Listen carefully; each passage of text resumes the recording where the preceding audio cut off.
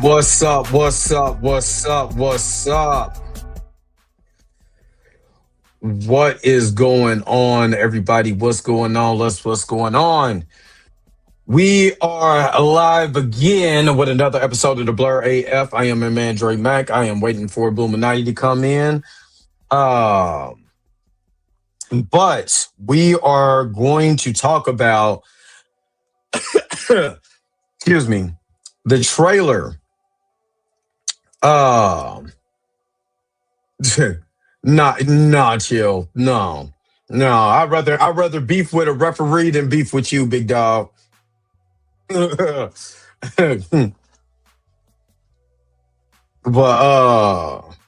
it said my mic's hold on real quick. Because I didn't even check my audio. That's why.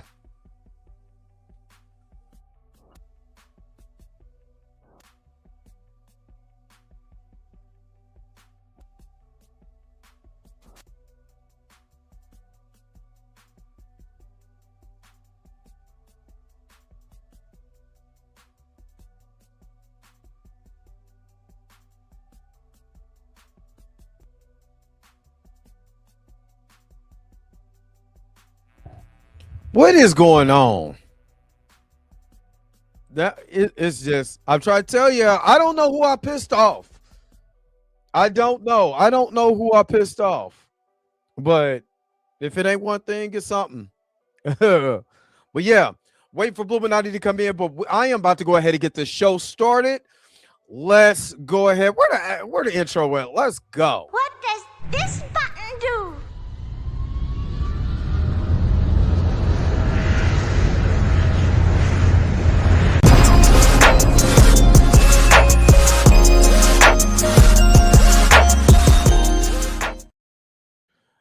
All right, hey Mika G. We was gonna talk about a lot of stuff, but this so happened to be the subject of the hour, so I wanted to go ahead and talk about it. So this is what I'm gonna do. I'm gonna make this easy. Make this real easy. So I got a bootleg copy of the bootleg copy of the bootleg copy, and I'm just going to show it right now. How about that? How about we show the bootleg copy of the bootleg copy of the bootleg copy? And hold on real quick. So that way, because this was made by AI, so I don't get in trouble. How about I do that? Like they tried to recreate it with AI, and I mean the original copy I couldn't see anyway. So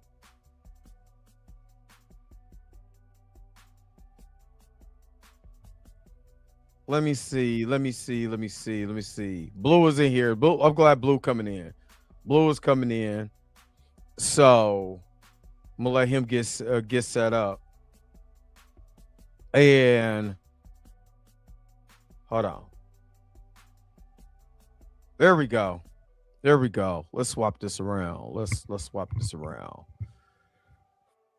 All right. So since Blue is up here, we can go over the bootleg of the bootleg of the bootleg. The bootleg. And the AI version of the bootleg. And let's see. Now I'm not gonna lie, this is a good one. The end waits for us all. Hold on, wait a minute. We gonna say that this is the good copy of the bootleg. Oh, before I get started, all right. Before we get started, let me shout out everybody who's up in here. Before we get started, Q is not a robot. What's up? Of course, Chill is up in here. No, I wouldn't be beefing with Chill. You know what I'm saying? There's a guy. I got one on the way though, Chill. Hey, what my man says, it's a guy dressed like a referee, all this shit. I'd rather beef with. Oh man. He was 45 years old, just like in Foot Locker. I'm playing. I'm playing. I'm playing. I don't want no beef. You know, I'm saluting everybody. Everybody in this Yeah. YouTube space who is of similar skin tone and hue and color as me, man.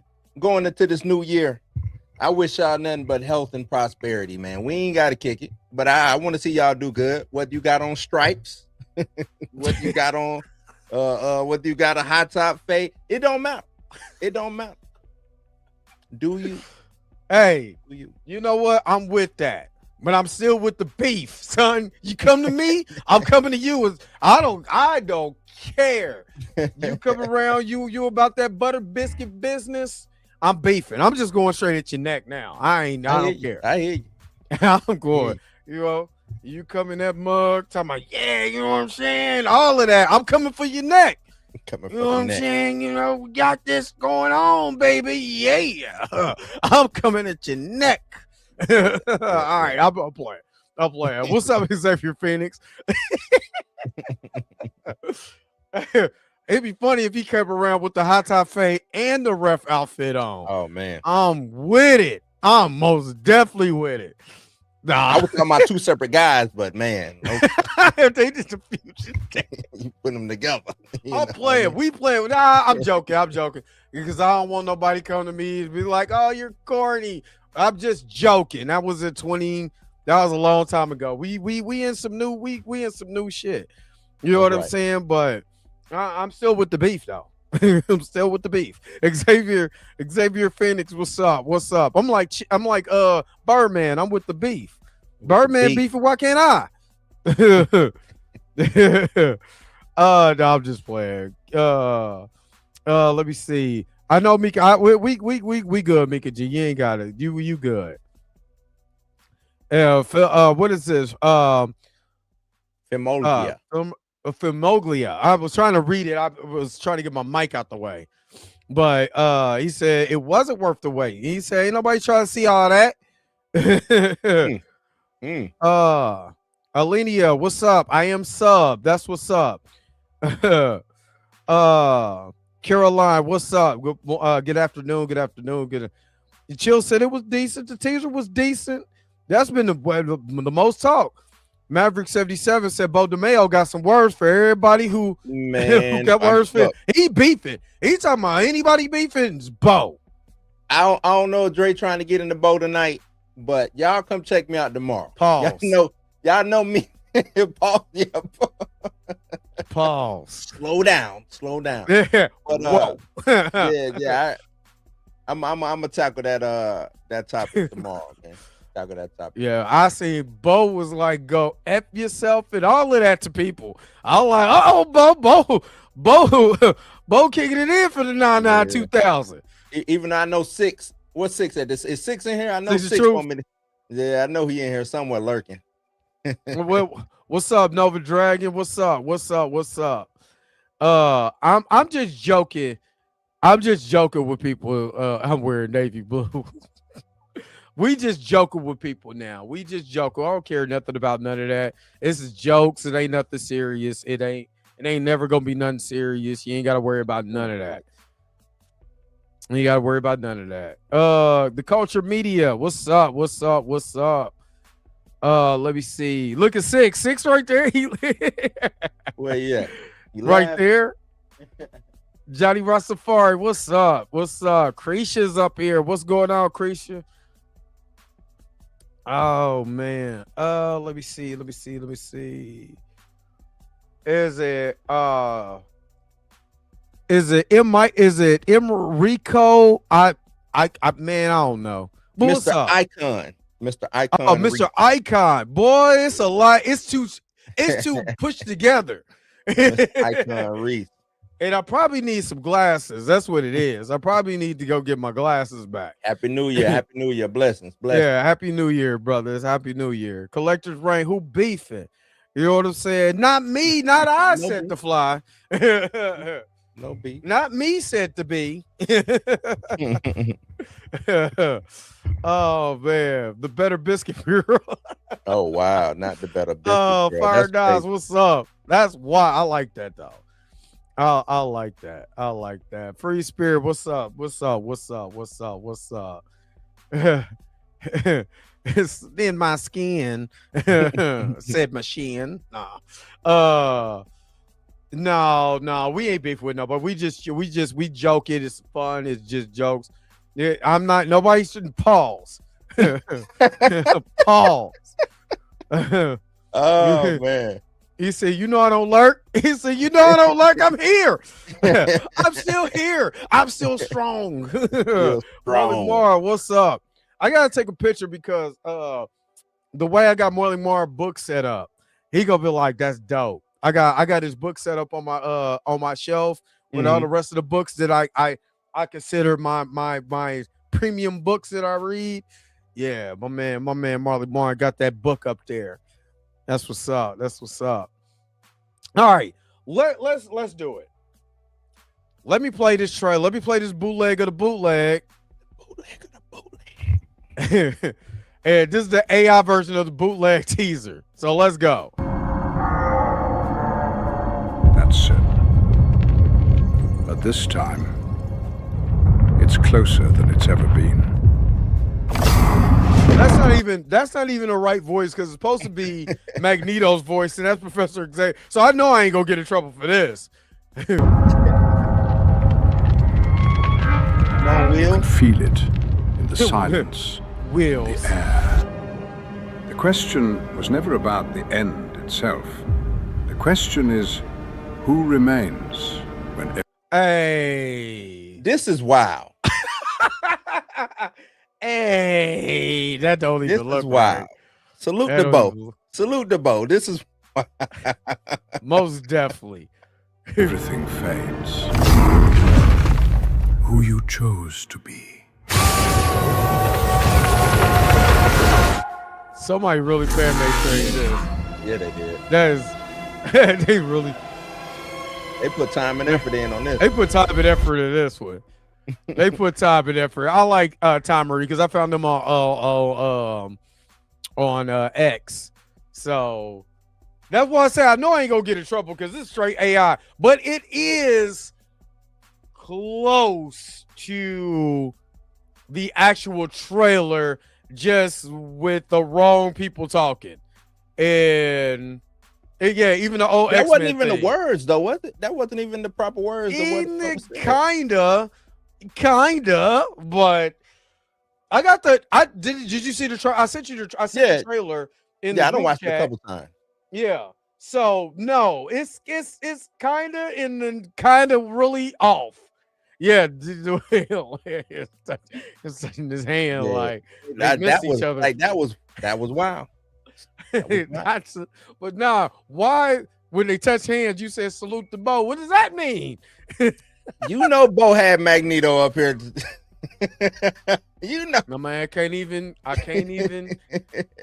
say you wrong on that one. you know how Bo did Magneto, man. Yeah, that? YouTube is trying to shut down anything that's bootleg. I like that, AI. I like real. that YouTube is doing that. Yeah, that's real. I'm tired of watching bootleg version of nostalgia videos or cars or whatever. I'm like, man, get them up out of here. Yeah, I like that. No more Malcolm X fighting Nelson Mandela and Tupac refereeing. Right, and Tupac refereeing, but you know. Hey, He Lauren could be. said I don't Bo care if he watching this Bo- live. I don't care. Bo said he watching this. He tired of the Don't tired of the backlash. Tired of the good. shenanigans. I've been trying to get Bo to come on the channel and talk for the longest. He said he was gonna do it, then he blocked me. So you know what I'm saying? Oh, that's why you be talking so hard because he blocked you. Nah. Yeah, but am I blocked? I don't be talking crazy. Am I? Hold up. You know, I've been talking about Bo for the longest, man. You have. Long. You have. But I want to see him win, though. I want to see him win. I told Tina earlier today, I said he should just, instead of doing all this Marvel hate, go over here. You know, he looking like Dame Dash right now, man. You know what I'm saying? Like he over here Dame Dash, and go do something else, man. Go talk to Todd McFarlane and say, hey man, let me get Spawn. Let me do something with Spawn. Go over there and talk to he Robert Kirkman and try to get what is that? Invincible or maybe do a Walking Dead movie. Something, man. Go do something, man. Go do something. I mean, you really got me over here trying to find Bo when he ain't beefing. But I'm just trying to make sure I'm not blocked. I'm like, what I do? But no, I do get it though. I mean, he literally could be, doing another project right now.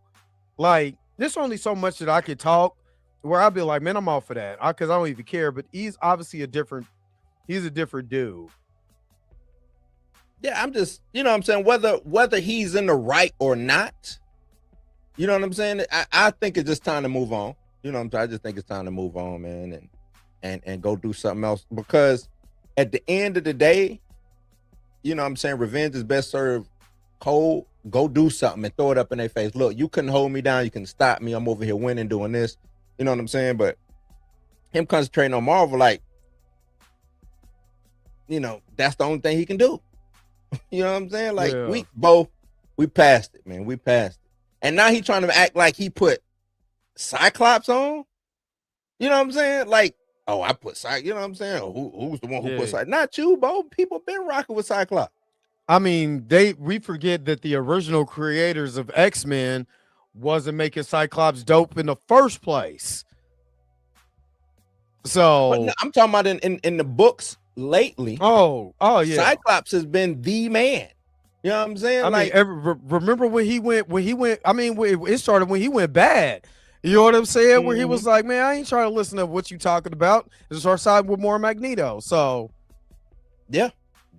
Nah, but that's what I'm saying. Like, come on, Bo. You didn't make Cyclops him. We appreciate what you did over there with the cartoons, but don't act like you did something brand new or something. That wasn't brand new. So what do you think about the actual trailer itself? A lot of people got really excited, about this trailer. What personally did you think about this teaser trailer, even though it's bootleg as hell? Didn't really have no feeling about it, man. It came. I know a lot of people, Cyclops with the blast, and I was like, you know what I'm saying? Like, I need some story. These teasers ain't doing it for me. They're not making me want to be excited about this movie. I'm not excited about Doomsday. Just not. Give me some. This fourth trailer, it needs to be something story related so we know what's going on. It could just be a tidbit so we can hang on to it and speculate. But as of right now, who cares, man? This is just a whole bunch of characters doing what? He said it's just a whole bunch of characters doing what? That's it. What they doing? So give me the real thing, man. So I can actually make a good educated observation about, what I'm saying, but I can't even really say whether I like it or not, because it's just, you know what I mean? Like, hey, he tagged Bo. Hey, 6-2 tagged Bo. Did he? In our stream right now, he tagged Bo. I'm not blocked. You're not blocked. Let me see. I'm not blocked. Yeah. I don't have no problem with. I don't have no problem with Bo. You know what I'm saying? I'm actually, remember, I was the one who defended Bo. Yeah, you were defending him. Yeah, I know. Was defending Bo. Chill. You and Chill. I don't know why. I didn't go as far as Chill, but I was defending Bo. I didn't go that far. I was like, I understand. You know what I mean? I understand. But nah, he ain't got me blocked no more. Oh, okay. Bo. You good. Right. You good. He probably say, it ain't the squeeze ain't worth the juice inside. But to me, I did get a little excited. For the simple fact is that, for one, the X-Men has been my favorite. I mean, hey, technically since the original X-Men animated series, I was a humongous fan about that. A humongous fan of the X-Men video games. I've been an X-Men fan for a long time, but you know what I mean? But to see Cyclops, especially James Marsden's Cyclops, with the outfit on. Now, he ain't got the yellow shorts, which good. He don't need it. Superman, that's different. Cyclops, nah, you look stupid. I don't know, man. I can't really make that I would have to see the shorts and then see him. What it would look like. The blue leotard, the whole blue leotard. I don't know, man. I don't know. He did have the yellow. He did have the yellow leg I saw straps, the yellow straps, and he had the yellow but straps up trunks, top. The trunks might he might be able to, I don't know. I have to see the whole thing. So I did get a little excited to see the Sentinel, actual life size, real looking Sentinel. Now my question is, and this is what the whole rumor about Doom out here being Pennywise and stealing children, Stealing kids. yeah. Hello there, Georgie. I don't think that's Doom. What I do believe is the reason why they showed Steve Rogers in the beginning holding his kid to get y'all all warm and fuzzy, because him being selfish started the incursions. And what I believe is we're seeing the wrath of incursions happen. That's what I believe. And now you're seeing not only, what's up, Pam? Not only are we seeing the wrath of the incursions happen, we're also seeing the Sentinels and all of that in that particular timeline finally win. You know what I mean? So the incursions, all of that is happening while they're at their last part. Like, they're literally at the last leg. And that's why you see Cyclops falling down, shooting the optic blast, looking more and more like the comic book counterpart that we've seen at any points in time in any X-Men film. No matter if it was Jane Martison or boy that played Cyclops in the prequels. First class and all of that. I did not like him. He does not give nothing. But you know what I mean? I don't even need to say that.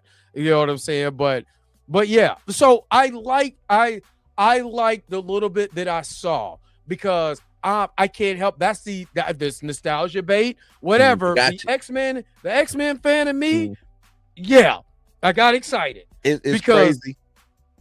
Not to cut you off. Nostalgia normally gets me. Mika always, you know what I'm saying? Like, nah, it's nostalgia. Nostalgia normally gets me. I'm done with the Fox X-Men. I guess that's what it is. Professor X done died 5, 6, 7, 11 times, man. Hey, you know what I'm saying? Professor X keep coming back, but we can't get T'Challa.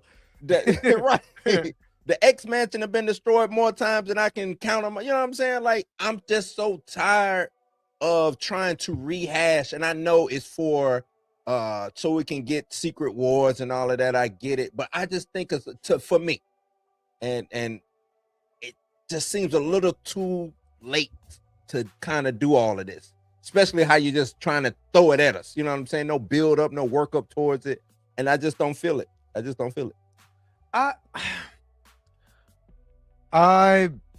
only reason why I said that I see where you're coming from. Here's my thoughts on that.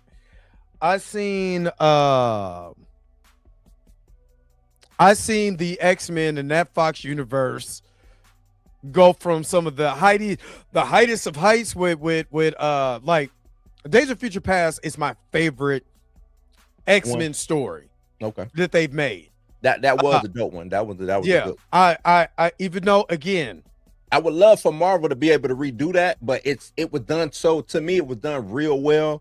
It was done well it was done well for Fox. I would give him that. It was done very well for Fox, even though that, I'd rather it had been Kitty Pryde, and then Wolverine could have played a part in it. You know what I mean? The X-Men, but it would have been a Kitty Pryde story. You know what I mean? I think that would have been better, except for her sending Wolverine back in time, which I get it. They were trying to make Hugh Jackman a star. You know what I mean? Hugh Jackman was popular. Wolverine was popular. Yeah. So what I want to say, that was a $1 billion movie, or no, it wasn't. No, it was like 750 something like that. It did good. I bring it up real quick, but we didn't start getting $1 billion super hero films after that until a little after that. I mean, no Cable, no Bishop, no story. Yeah. But as far as the actual, as a film, if you look at it from a film point of view and you don't put the lore into it, it's a very well-made movie. It's kind of like how I say about Black Panther Wakanda Forever is a very well-made movie. It's a bad Black Panther movie, a Black Panther story, but it's a very well-made movie. Very well-made movie. Yeah, X-Men Days of Future Past is a very well-made movie. Not the greatest of Days of Future Past because you don't get all the elements and there's some parts missing, but it was still a really good movie. Yeah. So it did 746. 746. Yeah, I was like, well, that had to be 750 at least. But so when I look at this and I'm saying, okay, this is the hands of the Russos. I like, you know what's funny? I like X3 better than I like X2. What? Truth be told. Oh wow. Truth be told, I like X3. You want a damn. You want a damn. The only reason because Storm gets to shine. She acts like a actual leader of the X-Men, even though what they did with Cyclops was utter pure garbage. It was other pure garbage. Everybody I like the I like it was more action, you know. I mean, technically, if you it sounds wild. Trust me, it sounds wild.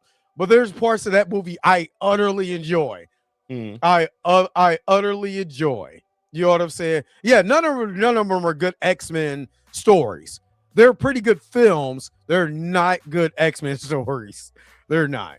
Nah, hold on. I can't agree with that. Like you just said, they're not good X-Men stories. Was a good X-Men story. Oh, it's a good X-Men story. Compared to the comic book, compared to the comic book, I say no. Right. But as far as like if you in that universe, yeah, I would give you as far as that universe, yes. You got to think, and this is what I tell people. Dre, we old as hell, bro. What you 168? I'm like 140 something. Like we old. We come from a time period when comic book movies was, you know what I'm saying, worked independent of each. You know what I'm saying? Wasn't all of this. Yeah. You know what I'm saying? For the time period we got that it came out in, it was damn near top, you know what I'm saying? Top tier. Yeah, I give you that. No, I will say no. I'm not gonna deny that. Yeah, I'm not gonna deny that at all. Once Marvel and the MCU really got cracked, because even Iron Man, if you want to say that, then Iron Man wasn't even a good. You know what I'm saying? Because it was the first, but it was still in the vein of those old kind of comic book movies. Now once the MCU started rolling, then it got different. It got different. Put shit together because stories can collide and all of this. We could go. Because I actually going back and watching it, I like the first Thor movie. I actually like Thor Ragnarok better. I mean, not Thor Ragnarok, Thor The Dark World more after Endgame than I did before that because now I see how they went full circle with the story. So when you go back and watch, I'm like, oh, I understand now. Yeah. Just like with all three X-Men movies, my least favorite is X-Men 1. Damn. X-Men 1, that's a hard watch. You have that X-Men. X-Men 1 is X-Men, the first X-Men movie. I like 3 better than 1, but 2 was a better story. They'll put it more like that. Wow, though. That's still 2 was a way better story. The story, the pacing, everything was better at X2. The action was way better, and there was certain elements of X3 that I really liked. That I wish they would have fused in X2, and X2 would have been one of the best comic book movies of all time. X-Men 1 has some. It's Brett Ratner. Good lead up, but man, some of that stuff is hard.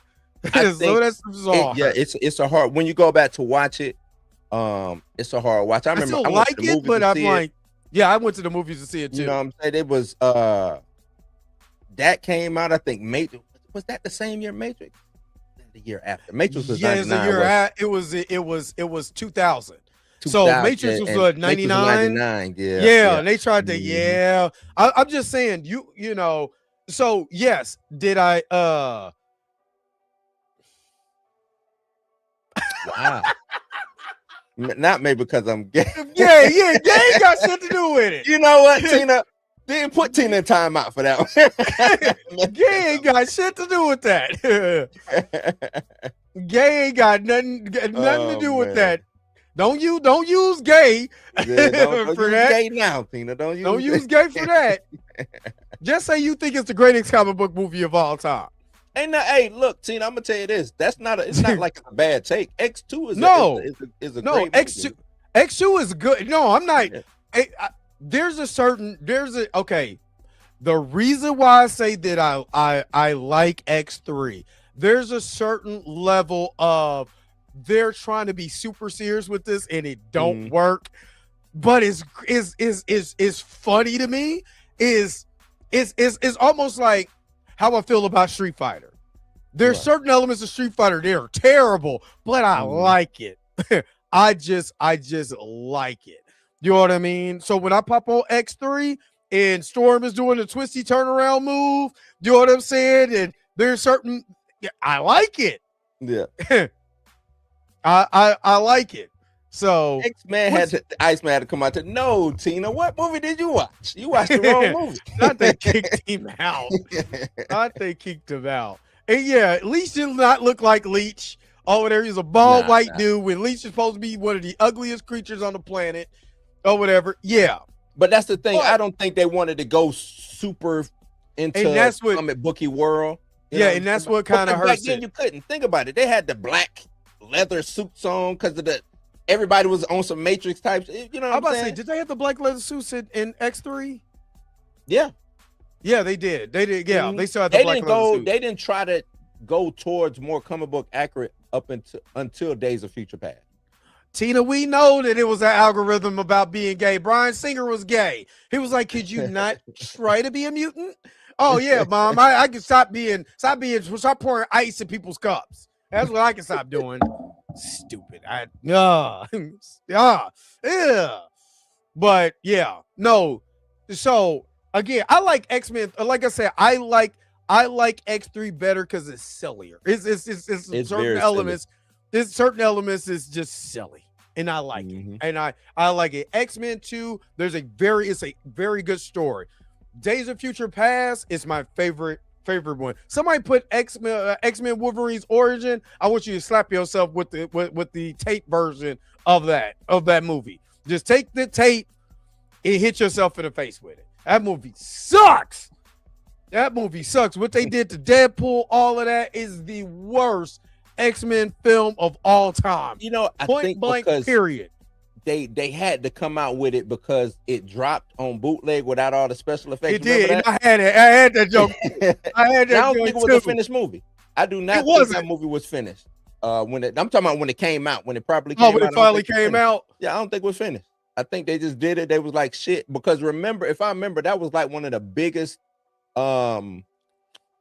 what it was where they stole the data breach. Oh yeah, the data breach of what was that? The data breach of like 2001 or no? It was like was it like a Sony data breach or something? Nah. This was before the Sony data breach. It was before. Because when was Wolverine came out? What was that? 04? Something like that. But I did because I literally had that mug on tape, and the CGI was bad, and then they did the movie, and the CGI was still bad. Oh my god! No, that was 09. Damn, it was 09. Yeah, but it was a breach though. It was a breach. It was a breach. Yeah, it was a breach. Damn, 2008. Yes, it was 2008's breach because I had it in 2008. Yeah. X-Men First Class. First Class was good because it was like a reboot. It was good. It was good. It was a good movie. Yeah, it was a good movie. It's certain liberties that they took place that I don't like. The villains was horrible. The way that they did the Hellfire Club, I did not like. Even though they had great acting great actors in that movie. Who was that? January Jones? Is that who that was? Who was playing Emma? Something like that. Emma Frost. At least they got Emma Frost right. No, they did not. Emma Frost needs to be voluptuous. This white girl was a bored, man. No, man.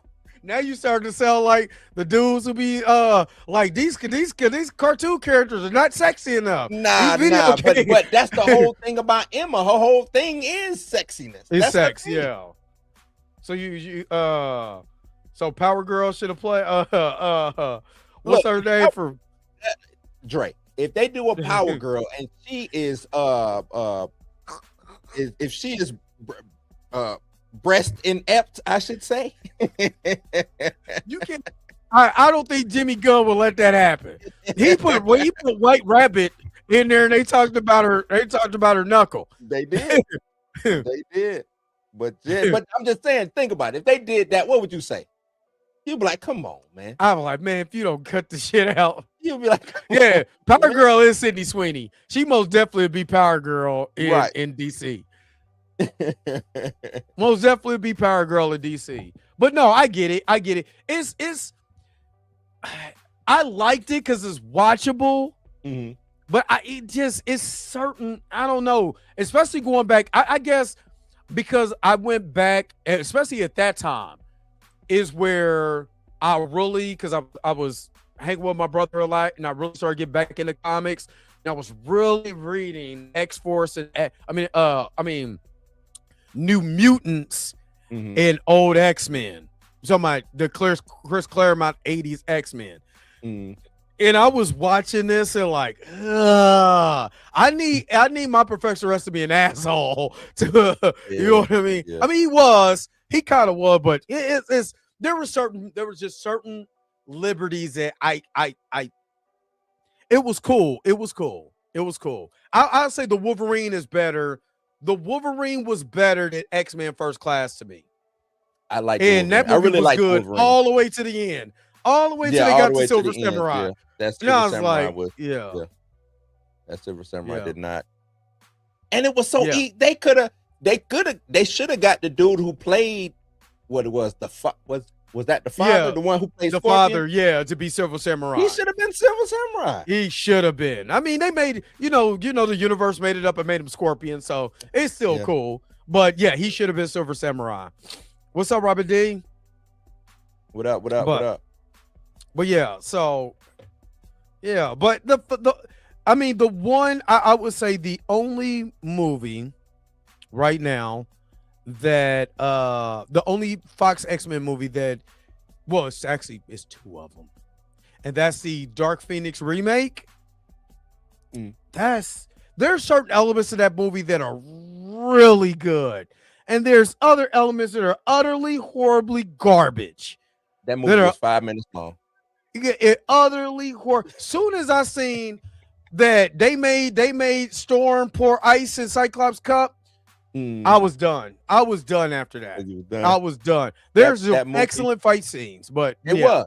But that's why I'm saying that movie was 5 minutes. That movie was, and this is what I mean by 5 minutes long. They knew they had to get in and get out because they was done. Yeah. 5 minutes long. It had the writings of a good movie. Like it could have been good, but the villain, like who was that? You know what I'm saying? Why was that? They had no real reason for that. And then the whole Dark Phoenix situation. Why was that? There was no reason for that. There was no reason. Because they spent a lot of time on Magneto being away, and then his daughter getting killed and him going, doing all of that. I would have liked this to be a strictly another Magneto revenge movie. I think that would have worked better. You know what I'm saying? For the simple fact, Magneto spent all these years. We done went through 60s, 70s, and 80s to the 90s. If Magneto's hair hasn't been white or long once. Yeah. You had the costume. They had the costume, but everything else. Like Marlon Moore say, Fox fumbled twice. That first fumble I think the first fumble was worse than the last fumble. I think that and I know Dre like X3 because it's zany or whatever, but I think. But there's some good Wolverine. Wolverine is at his best in that movie.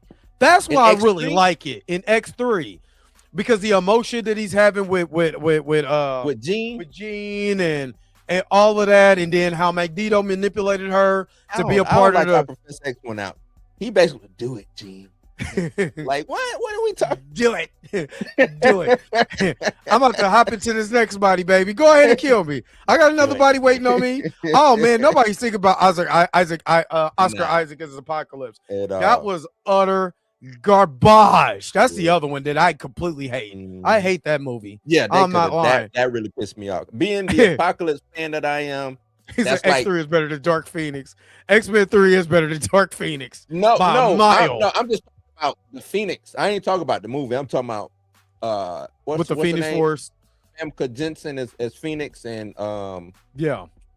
Sansa Stark is Phoenix, right? Yeah. I just think to me they kind of both was kind of whack, because when she did the Phoenix thing in Apocalypse, right? No, I give you that. I was even Logan is in his own category. Oh yeah. Logan is in his own category. That's different. That's different. I don't count him with the Fox X-Men. What the fuck they were. I'm sorry, Mr. Roberta here. Yeah, what they were doing with that, but Right. no. Yeah, man, it's that Apocalypse really pissed, because I'm like, y'all should have went and got the biggest brolic, big nose, wide lip having, you know what I'm saying, like black dude to be Apocalypse. Like, why y'all didn't do that? The cup, man. And you know what? That's what because that move was leadership. Lord have mercy. Come on, man. Oh, Lord have mercy. But did they do her wrong? Hell yeah. She lost her accent the very next movie too. But anyway, bringing in Aaliyah as Storm is crazy. That she's fine as hell though. She could have Leah'd me, and that Leah movie was trash. Where's she at now though? That destroyed her career. I'm gonna tell you that right now. Those Aaliyah and X-Men destroyed that lady's career. She was Ice Cube's wife, and and Straight Outta Compton too. Regulated to Ice Cube's wife and Straight Outta Compton. Yeah, her career done. but she, I mean, they could have got Michael Clark Duncan before he passed. Yeah. Yep, to be Apocalypse, but you know they rather him be Kingpin and Daredevil or whatever movie. Yeah, it was Daredevil. Yeah, than him being, you know, not the Mountains is Game of Thrones. Would have been better than damn Oscar Isaac. And you know they tried to have, and you know Apocalypse talk, but the way that Oscar Isaac was doing that Apocalypse, come on, man. It's the same. It's the same as it's the same way I feel about The Rock being Black Adam. Black Adam, terrible. And The Rock was a perfect Black Adam until he talked. I mean, if you look at The Rock, would not have been a better Black Apocalypse. I really would have threw every, and I'm a Rock fan. I would have threw everything I could at the movie screen. I would have got kicked out. Yeah, Jamie Lawson can be. I'm with Jamie Lawson being. She is so damn fine. Lord have mercy. Ooh, he's not terrible as Moon Knight. Stop it. Stop it. Stop it. You're right. You are absolutely wrong. First of all 3 of y'all wrong. Right. You yourself and I, all 3 of y'all wrong. You right. No, he's not. Moon Knight. No, the hell they couldn't. Moon Knight was dope. Moon Knight. That was the fall of Disney Plus. Moon Knight. No, it was not. Sorry. No, we just going to ignore Echo. We're going to just ignore Echo. No. Moon Knight came before Echo. Moon Knight was dope. Moon Knight was dope as hell. And for somebody who actually reads Moon Knight, it was right on time. It was right on point. It wasn't 80s Moon Knight. It wasn't 80s Moon Knight. It was 2000s Moon. Let me put it more like that. It's 2010s Moon Knight. That's what it was. It's 2010s Moon Knight. And y'all need to stop it. Y'all need to stop it right now. Stop. A little bit. That still was bad. Culture Made Media Channel. Stop it. Stop. It still was bad. It wasn't. Nowhere close. It was bad. Nowhere close. Nowhere. He sucked as Moon Knight. No. Six say the show was dope though. He say he liked the show. I didn't like the show. Midnight. That's right. These kind of midnight. I like that. Midnight. Now he sucks. So Oscar Isaac just sucks now. He told y'all somehow Palpatine returned. No, this is Six Truth. As an actor does not suck. He sucked as Moon Knight. He did not suck as Moon Knight. He sucked as Moon Knight. If you could say that, yeah. But if you read the Moon Knight comics, it's a lot. You don't know what the hell going on in his head from time to time. That's why I said, and this is why I liked it, because I was before even the show came out, I got Moon Knight the first and I end up so this is what happened. I went to we call Vintage Stock here in Kansas City.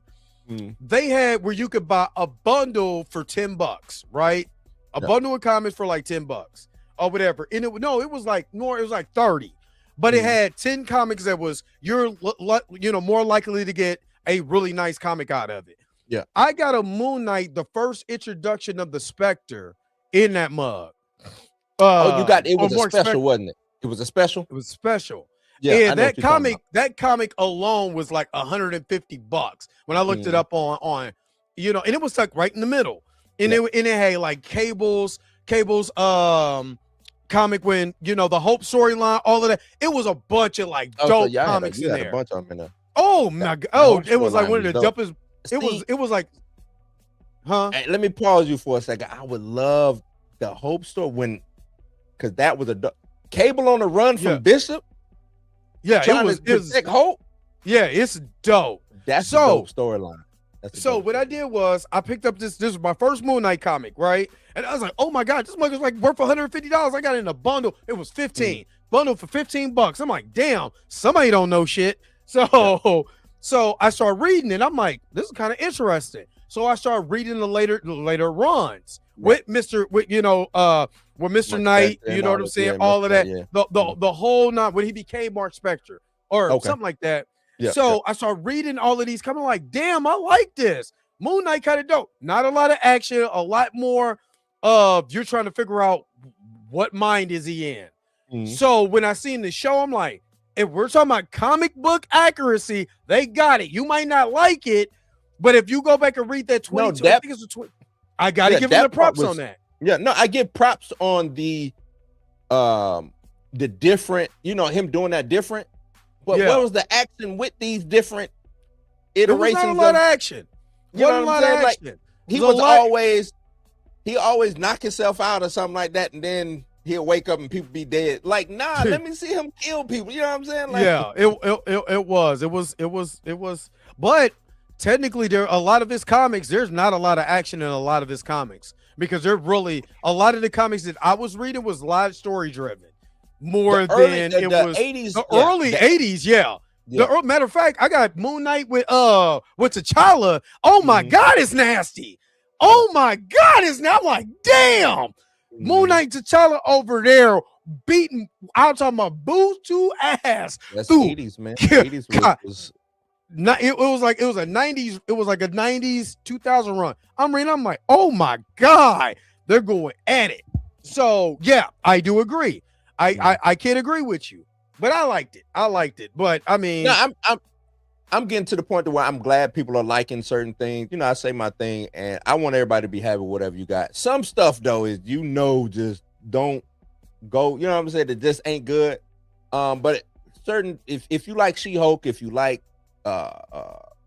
Falcon Winter Soldier, if you like Secret Invasion, even though I don't know how you would like that.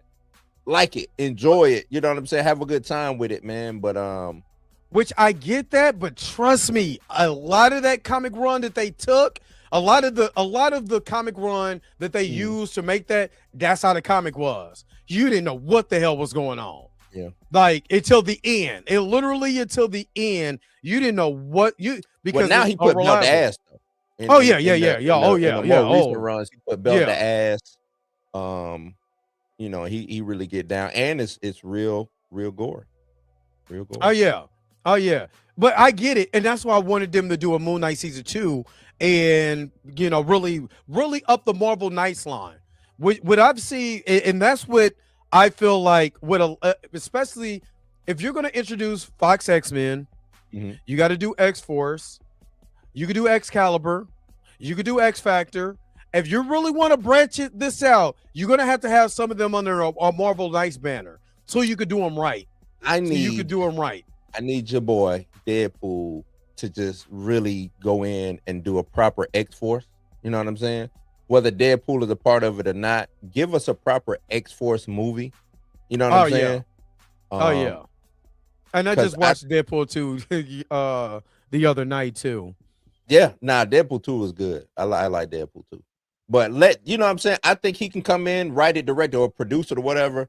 And Deadpool don't have to be in it, but it you know what I'm saying? Let it be a proper X-Force movie with depends on what X-Force it depends on what X-Force run you're talking about, because then if you did the original one right after New Mutants 100. They Yeah, I went know, right into yeah. X-Force. Right in Then X-Force. are we talking about that version of X-Force or a I later would version do- of X-Force? I would do, what is that? The lineup was Wolverine, X-23, Warpath, Archangel, Phantom X, and I think they had to go to the future and they found Deadpool was still alive in the future. Did you read that run? And Wolverine was like, "Damn, I thought you would be dead," but it was just Deadpool was old when he was old when he was old man Deadpool with the he was real skinny with the long beard. Yeah. I got the okay. So I got the tie-ins to that because that was all part of they was trying to get Deadpool versus Spider-Man. Yeah, it's okay. So there you know the Deadpool, there was Deadpool versus Spider-Man, then it became Deadpool and Spider-Man later on. Okay, during that run, the comic you're talking about are tie-ins to the future that tie back into that run later on towards the end of the series, because it's like it's I think it's at the end of Deadpool kills Deadpool, and because his future daughter his future daughter is in there. Shit, I'm trying to remember what all was going on in Marvel at that time. I can't remember what all was going on. It was because I think because it was an all different X-Men during that run. I want to say this was before that because Archangel was damn near going crazy. Him and Psylocke had a relationship. And Psylocke was trying to save him. They went and got the Death Seed or whatever from the future. Damn. I'm trying to remember the whole story. Strife ended up showing up, but they thought he was Cable, but it was actually Strife. I'm trying to think of all that shit. But basically, they was like a death squad. They was out here just. Cyclops had them going out doing Black Ops missions, like taking people wait out. a minute. It wasn't like the 2010s run, was it? Yeah, I want to say this about 2010, something like that. Hold up, I'm gonna be right back because I think hold on. I'm gonna be right back. Hold up, y'all.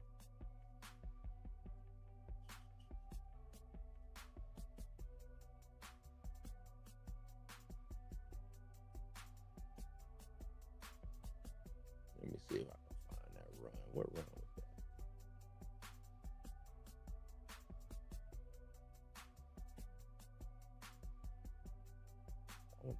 I want to know what year it is now when that came out.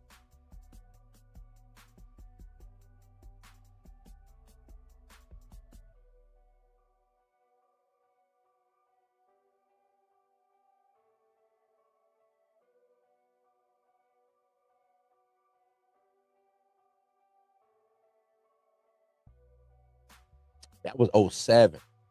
07. That was 07. And who wrote that? Who was?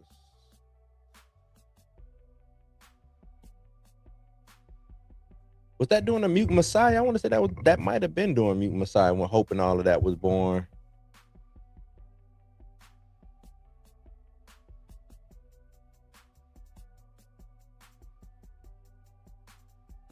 Yep. War for the Messiah. Then they did Necrosha.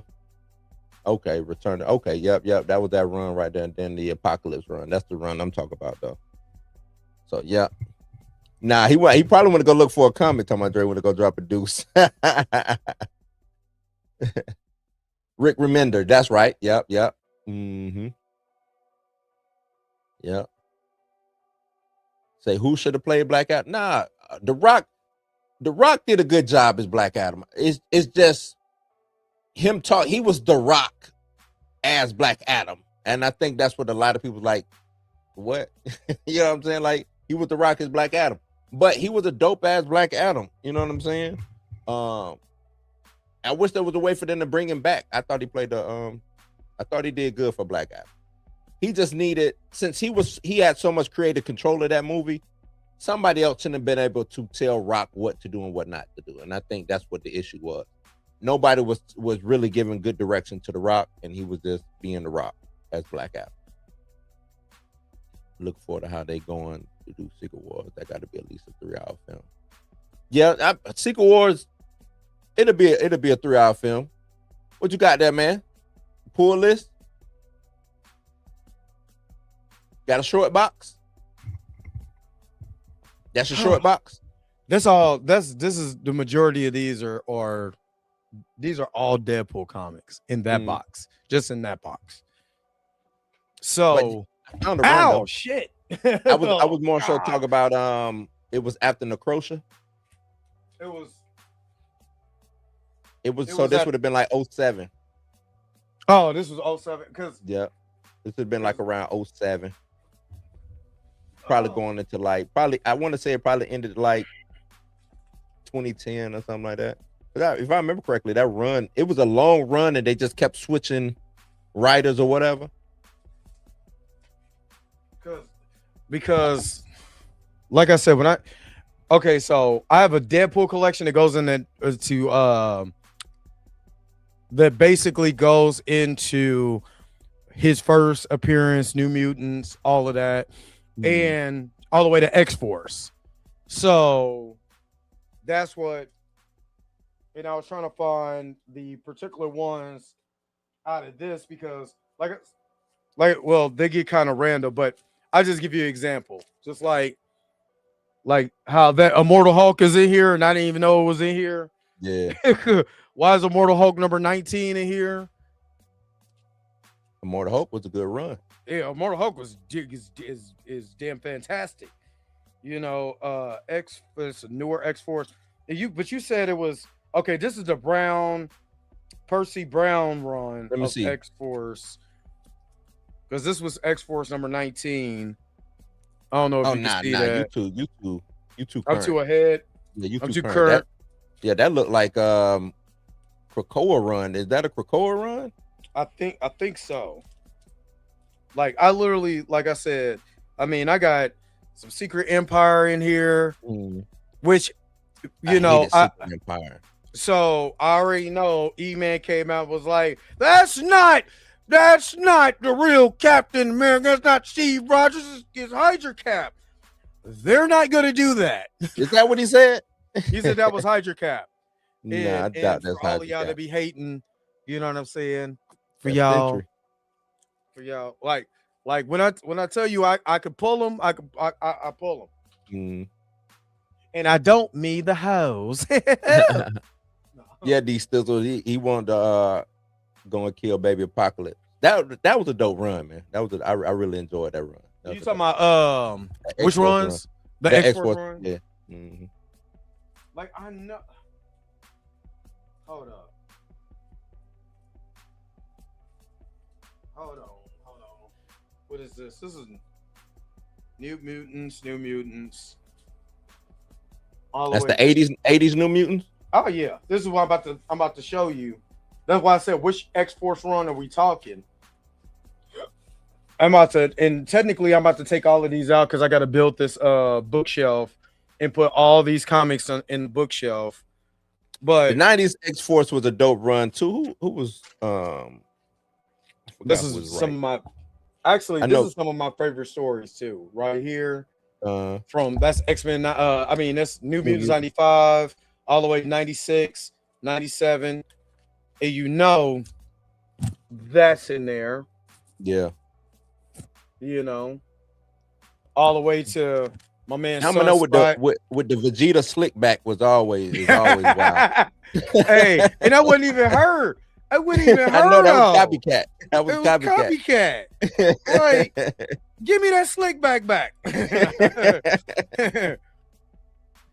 But see, this is what when you was talking about X-Force, I thought you were talking about this. Nah. Like I said, that's the original drawing. That's the original X-Men, the original X-Force run. Free Spirit got a question. He says, how do y'all think X-Men 97 season 2 will go? Well, they said, Bo DeMayo said Magneto have a beard, so I guess pretty well. He has a beard. Bo was on people. I think it'll be fine, man. I don't think we'll necessarily skip a beat missing Bo for the most part. And no disrespect to Bo, but Bo watching. I know, Bo said, "Say it again." Say it again. No disrespect to Bo, but are we giving Bo too much credit? I guess that's my, you know what I'm saying? Because the blueprint was already there. You know what I'm saying? When it comes to X-Men 97, the blueprint was already there. So are we really giving him too much credit? Did the nostalgia bug hit us that hard to where we just like, oh yeah, Bo, you know what I'm saying? Where we cheerlead for Bo. So that's really my only thing. I think you get a competent person to come in and do it. I think it'd be dope if they respect the material. The thing about Bo is I do think he respected the material. But he also wanted to self-insert a lot of stuff into the material. And that's why it's an actual scene of him in the actual cartoon. You know what I'm saying? Like so much stuff.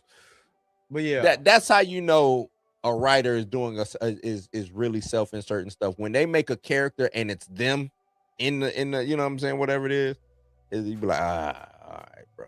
Okay. But I think that'd be fine moving forward. I just don't see how they can trip up. You know what I'm saying? I really don't. But it is what it is.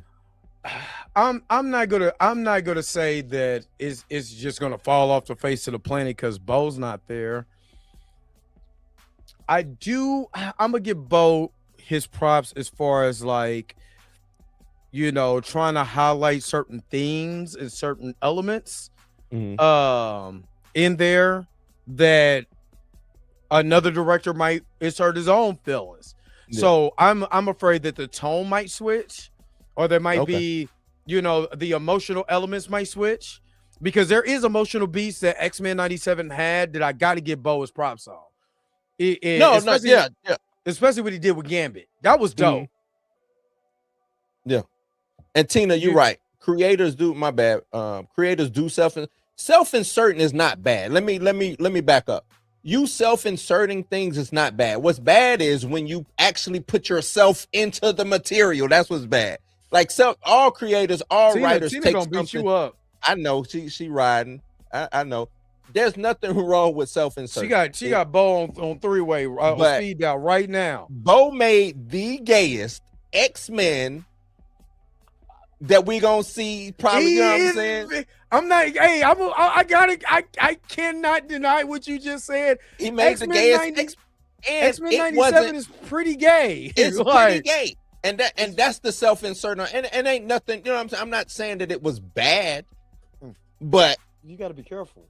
You have a gay man who did X-Men 97 who just ends up turning majority of everything going on with the X-Men gay. You know what I'm saying? If that ain't the most, that was a 75% self-insert. And you know I mean, which I always understood, you know, the X-Men was about discrimination of different looks, likes, genders, all of that. But it's heavily gay. It is. It's really leaned towards more of the sexuality aspect of it, and not the theme of discrimination because of color of the skin and the content of their character. Yeah, I can't. Does not make it. It doesn't make it bad, but it literally skews it towards gay. It does heavily does, and I can't look. I can't. He did. I don't know. Look, let me say this. Because there's nothing wrong with you know, with the person being gay. The way he did Magneto, come on, man. Come on. Okay. Do we really need to rehash that? You didn't like Magneto in his little Magneto in the Speedo.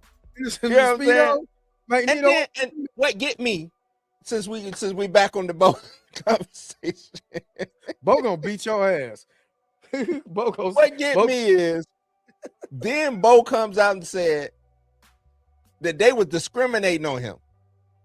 Bo, they let you do the gayest. I ain't seen a cartoon this gay ever in life. Bo, they let you do X-Men, the most popular thing that Marvel has, and they let you turn it gay. They let you do that, but you talking about discrimination. Come on, Bo. Come on now. Magneto in the Speedo is wild. Magneto with the Speedo. Where his clothes went. I mean, why Where did his clothes? Why did they Yeah. have to strip him It butt was, naked? to but you put him know, up? what's so dope, and Marley Marl points it out for real, is that as gay as it was, we still watched it and we didn't hate it because Right. it was gay. So when they talk about people be hating gay stuff, People that ain't hate all gay stuff. us. It But that's all ain't look, us. and I've always said Max this Speedo. for all the Max Speedo. Max Oh! Speedo. Hey, hold on. I'll be right back. Hold on. Oh snap. Max Speedo. I am weak. All I'm saying is I liked it. But if you look at the undertones of the show, what's up, Daddy Man? What's up? If you look at the undertones of the show, it's very, very gay. But we didn't care as long as, and this is what proves to everybody, we're like, as long as the story's good, we don't care if it's gay. But even the relationship between Magneto and Professor X start to lean towards, are y'all in a relationship we don't know about? Like, seriously, I understand brotherly love, but come on, dog. Come on, man. You know, Morph was really gay towards Morph was the gay guy who doesn't want to come off being gay because he's really in love with his best friend. We see that as Morph clear was as Will day. from Stranger Things. Yeah. I just want to let you guys know I'm gay. Like, we Everybody's already like, knew that, big dog. We knew that, bro. The Vecna's trying to take over the world, man. We ain't got time for this gay shit right now. Everybody looked at him like, I guess we can give him a hug. Hey, man, don't worry about it. We got you. Hey, I ain't gonna lie. I actually seen that. And I was like, that's got to be the dumbest scene I've ever seen in my life. I'm with you. I'm too. I am too. You know, I am too. Let me get out my wheelchair because I am too. What? I get it, man. I get it, though. No. That whole traveling through his mind. Come on, Mags. I got No. you. Yeah, X and man. They was making it seem like right. there were way more. Coach. Even they were just trying to make it seem like that they were way more than just old buddy, old pal, old chums. Great. Culture is right. X and Mags, they not gay. But both said they gay today.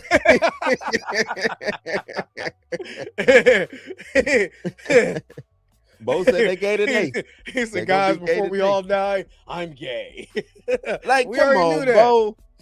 Both said, nah, man. I'm surprised Iceman won in this show. I'm very surprised too. That would have been I'm too surprised. on the nose. Too on the nose. They were like, all right, everybody gay. Everybody gay. Bro. Like, you know, now that you say that, what wasn't gay in X-Men? Like, what wasn't gay? I mean, the fact that Bo knows gay. Bo knows gay. Like, but that's what I'm saying. Even though we knew, we were watching this like, dog, this is really gay, but we don't care because the story was good. That's why I said, man, people need to Don't hop nobody off be of that. caring. Don't nobody care about gayness, man. No. At the end of the day, nobody care. I've been saying this for the longest. Nobody cares. Not everybody gay up now. Oh yeah, your boy Cajun Tupac. Yeah, go ahead. My bad. Tupac. Yeah, Rogue Cajun. Okay, Rogue Cajun Tupac, and Tupac is wild. Rogue Creole Machiavelli and Scott and his two genes. Scott and the two genes. They were the only ones who wasn't gay. Because I don't even know what Wolverine was. Was he gay? Was he not? I don't know. Because Morph might have got it. Morph was on his heels the whole season. Morph might have got him. He was on him the whole season. And I'm like, what happened in that shower? Hold on, bub. What are you doing in here? You need your shoulders rubbed, Logan? I was like, whoa, what's going on? Hey, he was doing too much. I'm sorry. He was doing way too much. I ain't gonna lie. Morph was kind of pissing me off. You know, then they had a tickle fight. Like, Yeah. but I wonder what was Bose thinking to make. You know what? Never mind. Never mind. Because I'd be wondering, like, when people take certain liberties with care. I remember when they made Iceman gay back in the day, right? And that was like so out of the blue and out of the norm for what Iceman was through all these years. Because it was because it was a ladies' man. He was there was nothing about Iceman gay. Iceman tried to get, like, if you read them early X-Men come from the 60s. Oh yeah, he was trying to get with Jean Grey. To get draws left and right. He was like a perv with it. You know what I'm saying? That's why him and Spider-Man hung with each other. Yeah. Now I gotta get Spider-Man gay. I mean, at this point, man, you're just going through a lot of shit, man. Might as well. Just man shit. You know I mean, you know, Mary Jane ain't acting right. Shit, go get Mary Jo. I mean, go get Mary Jo. Marvin Jean. Marvin Jean. Might as well, man. But yeah, just when that happened, that was like the weirdest thing to me. Like, wait, what? Why did y'all do? There was no reason for it. I just didn't see a reason for it. You know what I'm saying? Like, whatsoever. And now for Bo to come in and make Morph gay, but I guess there ain't really no precedent on what Morphs. You know what I'm saying? Yeah, I don't know. What's going on, Miss Roberta? I'm gay. I just came out on the show to let everybody know that me and Cajun Tupac are in a relationship. The Creole Machiavelli. Bayou bomb first. So yeah. Oh wow. Pause. I'm just oh man. So just so you can catch up.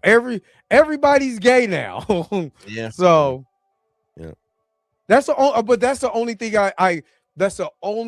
I had backlash, because I understand the whole being accepted as being gay, trans, whatever, you know what I mean? But then there's other people that get discriminated against too, and those elements wasn't there. You know what I'm saying? You have the racial element that's probably bigger. I mean, you got the sexuality element, you have the racial element that wasn't really in there. You know what I'm saying? The religious element wasn't in there. Discriminating against somebody because their religion or what they believe. You know what I mean? So there was a lot that was left on the cutting room floor that being gay needs to be more present than that. That I did not like, because I'm not gay, but I know discrimination by being black. Why wasn't I underrepresented with that? And that's something that I would ask Bo about. And Bo was on the show right now.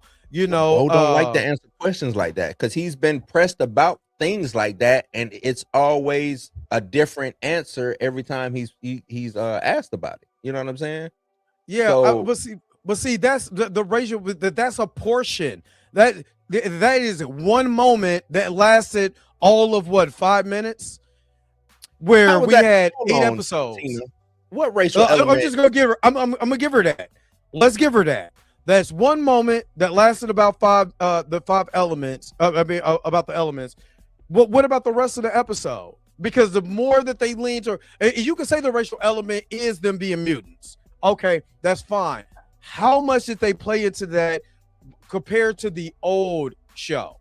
You go back to the old show, they really leaned heavily on the racial element.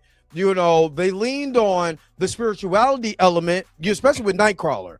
You know what I'm saying? Being a blue devil that loves God, that loves Jesus. Right. I think that's dope. So I did not, this is just me personally, watching this show, I didn't feel a balance of different elements. Chris Claremont was a prime example of this, because Chris Claremont wrote a lot of his stories where you see the balance. That's all I'm saying. Not saying that it was not there. There's not a balance of storytelling where I could be able to say, well, I understand that because this is heavily on one side, but missing on others. That's all I'm saying. You're saying it's just heavy-handed. But I think that's been the norm lately with storytelling in general. That is right. The LGBT community has never been that. The LGBT community, when Chris Claremont was really writing these stories in the 70s, it was more about the racial element and the political element of that time period. So you have to understand that we're coming out the civil rights movement. We're going into the end of the Black Panther era, of the Black Panther, the Black radicalism element. All of that's gone now. You got the problems with Nicaragua. You got all these elements that's going on. The problem with civil rights. You got the problem that's going on with human rights over there. You're talking more so Chris Claremont. Yeah, that's what I'm saying. That's why I said the balance. The X-Men was more so. I mean, the original X-Men was the villain of the week, basically, until Chris Claremont started writing it. Right, but as far as their representation, it was really more so still Jewish. Everybody at Marvel was Jewish. Yeah, it was still. Yep, I agree. You know what I'm saying? It's still leaning more towards Jewish. All those writers were Jewish writers. Yeah, so they all like Tina was saying, self-insert. They self-inserted whatever pitfalls and things that they had into the writing. You know what I'm saying? Exactly. So that's what it was. Same thing. And that's Superman. when you get Superman the giant size based off of Jewish. Of Jewish. It's a Jewish symbol. Right. It's all about the Jewish stuff. But whatever community that you are from, you know what I'm saying? Whatever marginalized community that you are from, you can find common ground in the X-Men, and I think that's what Collector's Reign is saying. Like, it's not specifically an allegory for LGBTQ. It's not specifically an allegory for Black Americans. It's not specifically an allegory for fill in the blank. But if you feel that this represents you, jump on board. Yeah. You know what I'm saying? Because it is something here for you, and you will probably see yourself in this. You know what I'm saying? Or you probably have a storyline will probably fall right in line with whatever you're going through today, yesterday, tomorrow, whatever. You know what I'm saying? So I think that's more so what it is. And I think that's why the X-Men is so popular, is because anybody it fits anybody's vision. You know what I'm saying? Or worldview, I should say. So. Right. And that's what I was talking about with the balance of. That's why I said, if you go back to Giant Size X-Men #1, that's why the team changed. You know what I'm saying? So you can show, and really, it was Stan Lee. I believe Stan Lee was the editor-in-chief at Marvel at that time. Yeah. During Giant Size X-Men, trying to show that #1, races can come together, because you got Canadian, you got an American, you got a Black woman, you got everything. You got a Native American, you got everything. A Russian, which again, the Russian conflict. Oh Lord, the Cold War, all of that. So it was showing these different elements, and then each story, each when they start building that world after Giant Size X-Men #1, when they start building that world, it did start to reflect what we saw at that period of time. So yeah, you can still talk about gay, but you also could talk about the element of the Cold War and the misinformation of the government trying to get us to hate people that we don't know. So that's why I said there was balance, and to me, I didn't see enough of that in X-Men '97. You know what I mean? To me, it felt like more leaning towards the LGBT community and letting them be represented, because guess who's writing this? Who's the showrunner for it? A gay Black man. Right. And like I said, ain't nothing wrong with that. There's nothing wrong. But I want it's just, being a gay Black man shouldn't just be the whole, or being gay shouldn't just be the whole identity. Being Black shouldn't just be the whole identity. If you get what I'm saying, being Jewish shouldn't just be the whole identity. It has to be a cluster of storytelling, so you all can understand exactly why discriminate against a certain people, no matter what they look like, no matter their sexual orientation, they can be understood. That's all I'm saying. That's what I'm trying to get at. No, that's you hit the nail on the head with that, man. Like, I think, and like I said, a lot of writing up until this point has been heavy-handed, leaning in whatever way, you know what I'm saying, people think, whether it's left-leaning or right-leaning or whatever. Even that politically heavy-handed. And I think when we was coming up, maybe we didn't see it, but I don't remember, not Rogue dropping the hard ER. But I don't remember seeing or feeling like something was overly heavy-handed in the storytelling. You know what I'm saying? And which one? And just growing up, just watching Oh, movies growing up and watching shows Yeah. growing up. Like I don't recall it being, and maybe I need to go back and look, you know what I'm saying? But I just don't recall it being heavy-handed like that.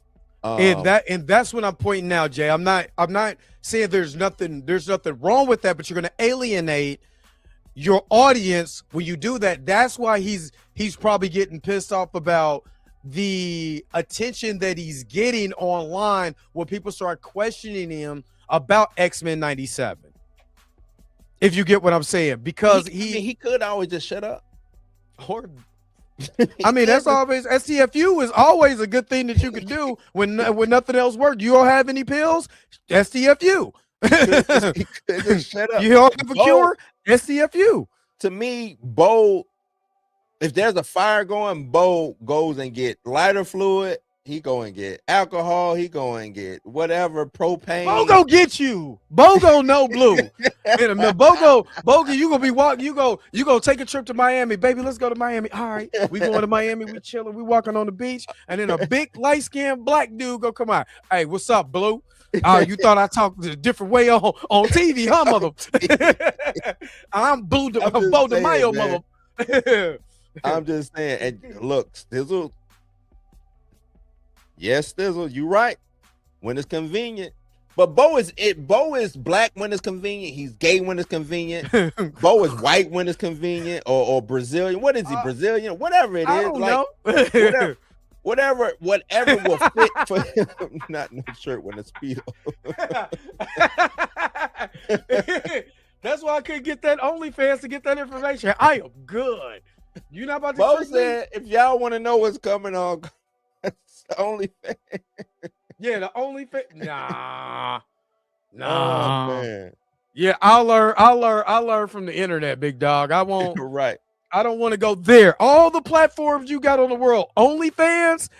He could have did a Patreon or something. Bo, I'm just saying. I hope, like I keep saying, if Bo was in the right and Marvel was in the wrong, I hope he get his just due. You know what I'm saying, and or whatever's coming for him, but not the what is that? Speedo Rican? Bo is Speedo Rican? Not Speedo Rican.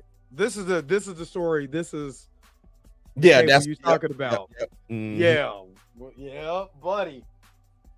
That mug is hard too. Yeah, damn, I forgot Bishop had his arms turned into metal arms. I forgot about that. I'm trying to tell you that run, that whole storyline run is dope because Hope is in his chest. Mm-hmm. Yeah, that whole storyline is dope. Anyway, I'm sorry. Back to Speedos. Nah, we good on Speedos, man. You sure? But I think that's what I think X-Men 97 season 2 gonna be good, man. I think it's gonna be good. I just wanna hopefully they continue the storyline that we led into with the I'm just showing that's the one, Cable number 1. So from the Hope storyline. But I just hope they continue that storyline going into the future with Cable and Rachel Summers and all of that as Mother Atscani. You know what I'm saying? Segueing into that situation, Sadie Sink is still a question mark in the casting of Spider-Man, right? This is one of D Sizzle's favorite comics. That was yeah. Fatal Attractions was a dope ass storyline. I like Fatal Attractions. To me, D Sizzle always talks about the hologram. Man, picture. yeah, I got all of them. All the hologram cover. I got them all. Mugs is hard, but yeah, anyway, I got them all. Go ahead, my bad.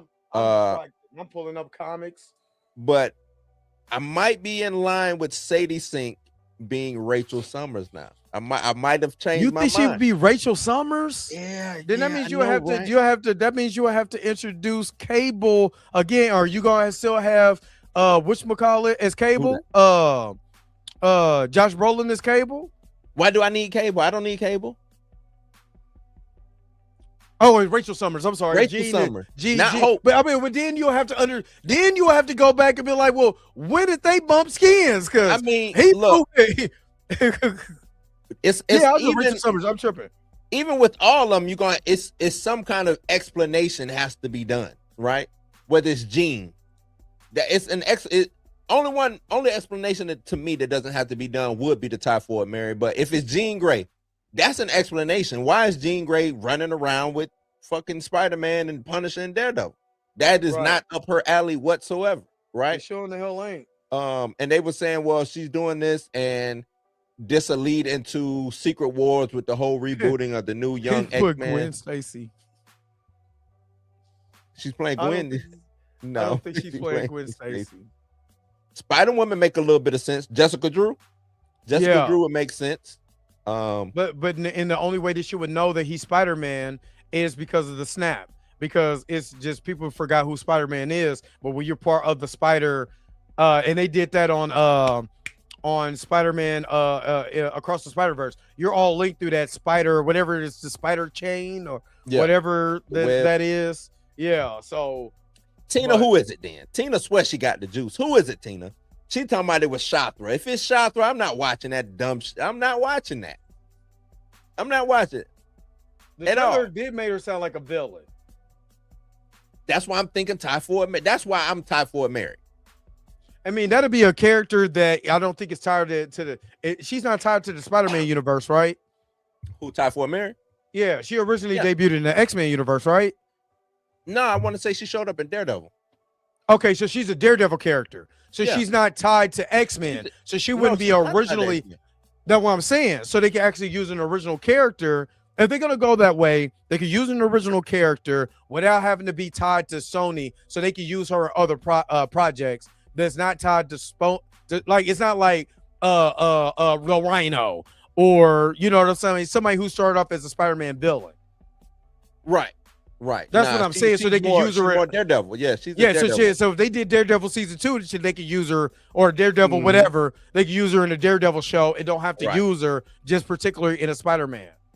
No, that's not what I heard, Tina. I talked to your cousin Tyreek. He said you got the juice. So I don't know.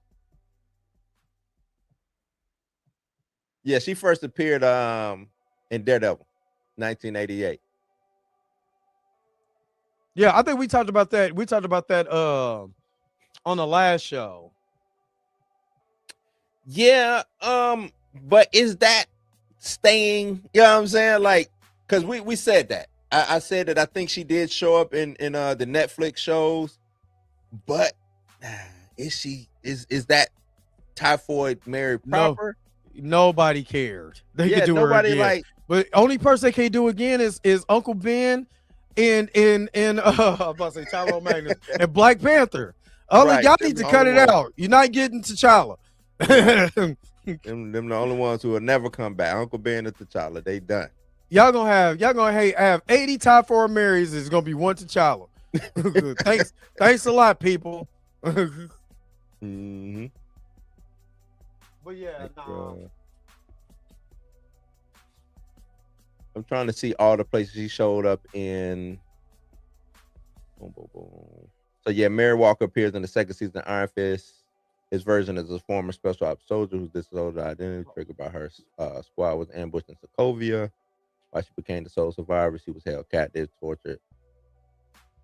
Initially, she's aware of two personalities, kind of friendly Mary and a malevolent Walker, unnamed third. And you know what? I do remember that storyline, but just didn't really care too much for Iron Fist. You know what I'm saying? Just really didn't care too much for it. Tina, we got faith. I mean, technically, nobody cares about Iron Fist. Right. we got faith, Tina. We got faith, but did Uncle Ben's making a return? I do. Boy, I can't wait to see Uncle Ben, man. Not being a tombstone, man, flying around the city, man. Hell yeah. I guess let's bring back Uncle Ben. Hey, Uncle Ben died so much that they didn't even do an Uncle Ben death in this Spider-Man. They didn't. And he don't even talk about Uncle Ben that much. Yeah, they killed Aunt May. instead of Uncle Ben because they got tired of it. Oh man.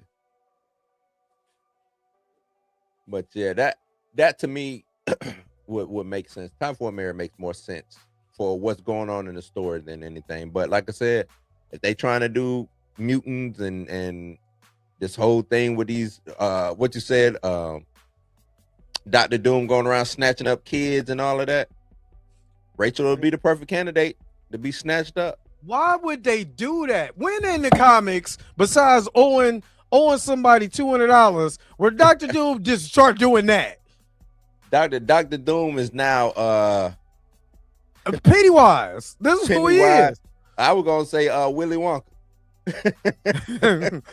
Right. Like, what are you doing? That doesn't make sense. That's the stupidest theory I've ever heard in my life. I think that they're doing that because I think they're showing that. So when the incursions happen, and all I need is the last. Hear me out, Blue. Hear me out on this one. Okay. Hear me out. I need the last trailer, not to be Dr. Doom, but for Toussaint to be on that island by himself and an incursion getting. Oh my God, would I lose my mind? I would lose my mind. I start turning flips. I'm like, oh snap, Toussaint. Well, they got him, son. Yeah. You know what I'm saying? The incursion get Toussaint. I'm not gonna lie, that'll be one of the greatest times of my life. All right, I'm done. I'm done. Nah, I'm with you. I'm with you. Get him out of here. Get him out of here. I hate that I spent this much money on this damn comic, but I had to have that. Johnny Rastafari says misdirection. Russo's known for this. You can't take what you see in the Russo. Oh hell no.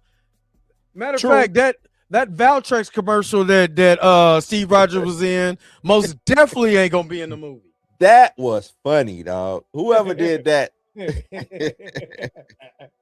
That was funny, man. What is it, Cyclops or whatever it was? I forgot what it was, but yeah, that was funny as hell though. He has a power stone through vibranium. He's important. Toussaint gonna be on. Look, Toussaint gonna be on that island. They were like, "Oh snap, Toussaint, who are you? I am the king." And go blow. The incursion. Ah! He said, Toussaint is my Haitian name. My name is T'Challa Jr. Like, no, dog, your name is Toussaint. You can't just be picking names, man. You can't just be picking names. Your Haitian name. What's on your birth certificate, bro? Right. What's on the birth certificate? I am T'Challa Jr. I'm literally. Now I know I need to put these up now. I've been waiting too long because I'm just pointing them out just so y'all can see. He letting y'all know how you get down.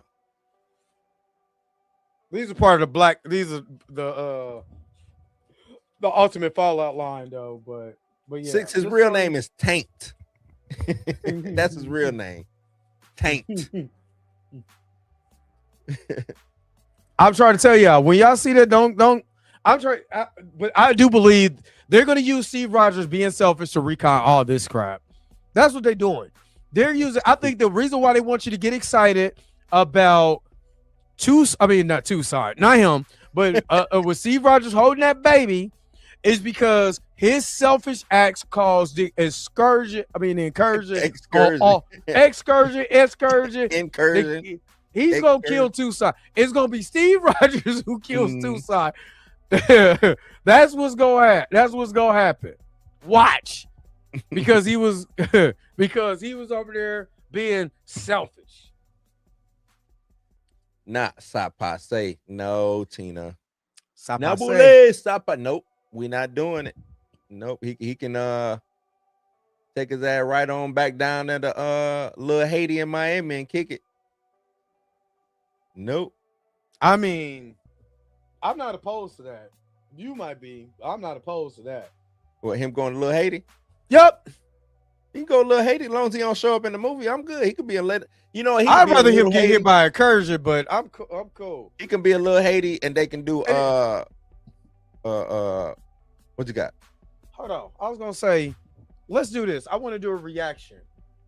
While we over here talking about Toussaint, I want us to do a reaction video, a reaction real quick. And this because Junior Network sent me the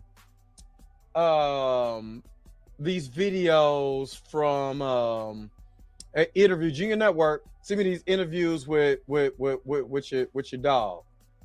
You know what I'm saying? Your boy Ryan Coogler. Cougs. What Coogler talking about now, man? He was talking about the original script and how how he thought he was gonna get fired.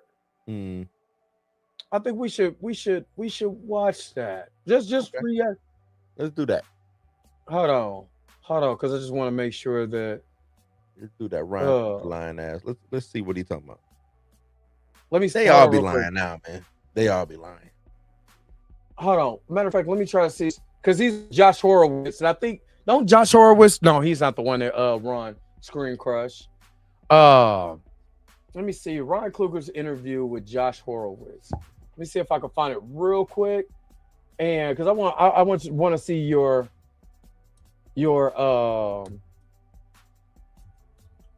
thoughts on this. Okay. Because it was with Ron Horowitz, with Josh Horowitz. I'm sorry, but I think. Oh, hold on. I'm trying to. He didn't have this label.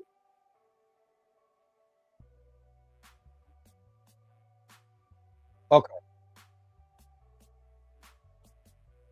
Hold on. I'm gonna just use the Instagram videos. Let me share this real quick. Q, that's what's up, brother.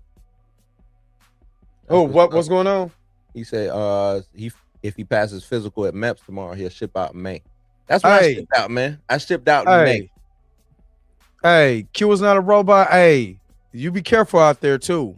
But congratulations also, because you already got it. Yeah. So good luck to you and all of that. All right, let's hear what Coos had to say real quick. You know what I mean? Like I was convinced. Can you hear it? All right. On the toughest days on Panther, I was convinced that I was gonna get fired. you know what I mean? And I would say that, I would say it all the time, bro. Like if the actors was taking their time to get out of makeup, I'm like, yo, y'all gotta hurry up or they're gonna fire me. You know what I mean? And one day he took me to the side and he was like, yo, stop saying that. All right. So he's talking about Ryan Coogler. I mean, Ryan Coogler is talking about Chadwick Boseman in this conversation, because who else would tell him to stop doing that? Right. But Chadwick. But did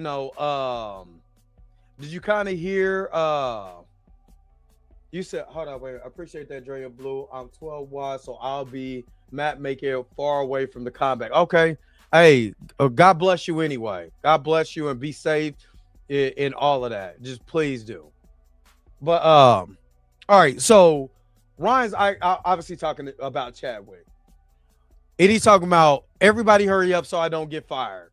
So obviously he felt fear while doing this movie. Right. Why, if you know that you're a good director, they ask you to get on, why would you continuously self-sabotage yourself if number one, Chadwick was your friend and you know he gonna have your back, and two, you can't deny that Marvel had issues with a black film. What do you say to that, Blue? I think at that certain time the lights was probably real bright for Coogler, man. That was his big major project. Right. The money that he was in control of, things of that nature. And a lot of once we get to a certain level, we have imposter syndrome, man. You know what I'm saying? Like as black men, we get to a certain level and we start looking around, we have that imposter syndrome, and we do say things like, because we do know that at any given time they can come in and be like, we're going a new direction. We want to get Brett Ratner up in here. You know what I'm saying? So right. I get that, but at the same time, what we're about to do, and I kind of don't want to get this to, I don't want to do this to Coogler. I don't want to have revisionist history with the story that he's telling when he first started off at Marvel. Yeah. You know what I'm saying? I don't want to do that. As much as I would love to kick his back in on something, you know what I'm saying? Black Panther related, I don't want to, I don't think we have the right to do that. You know what I'm saying?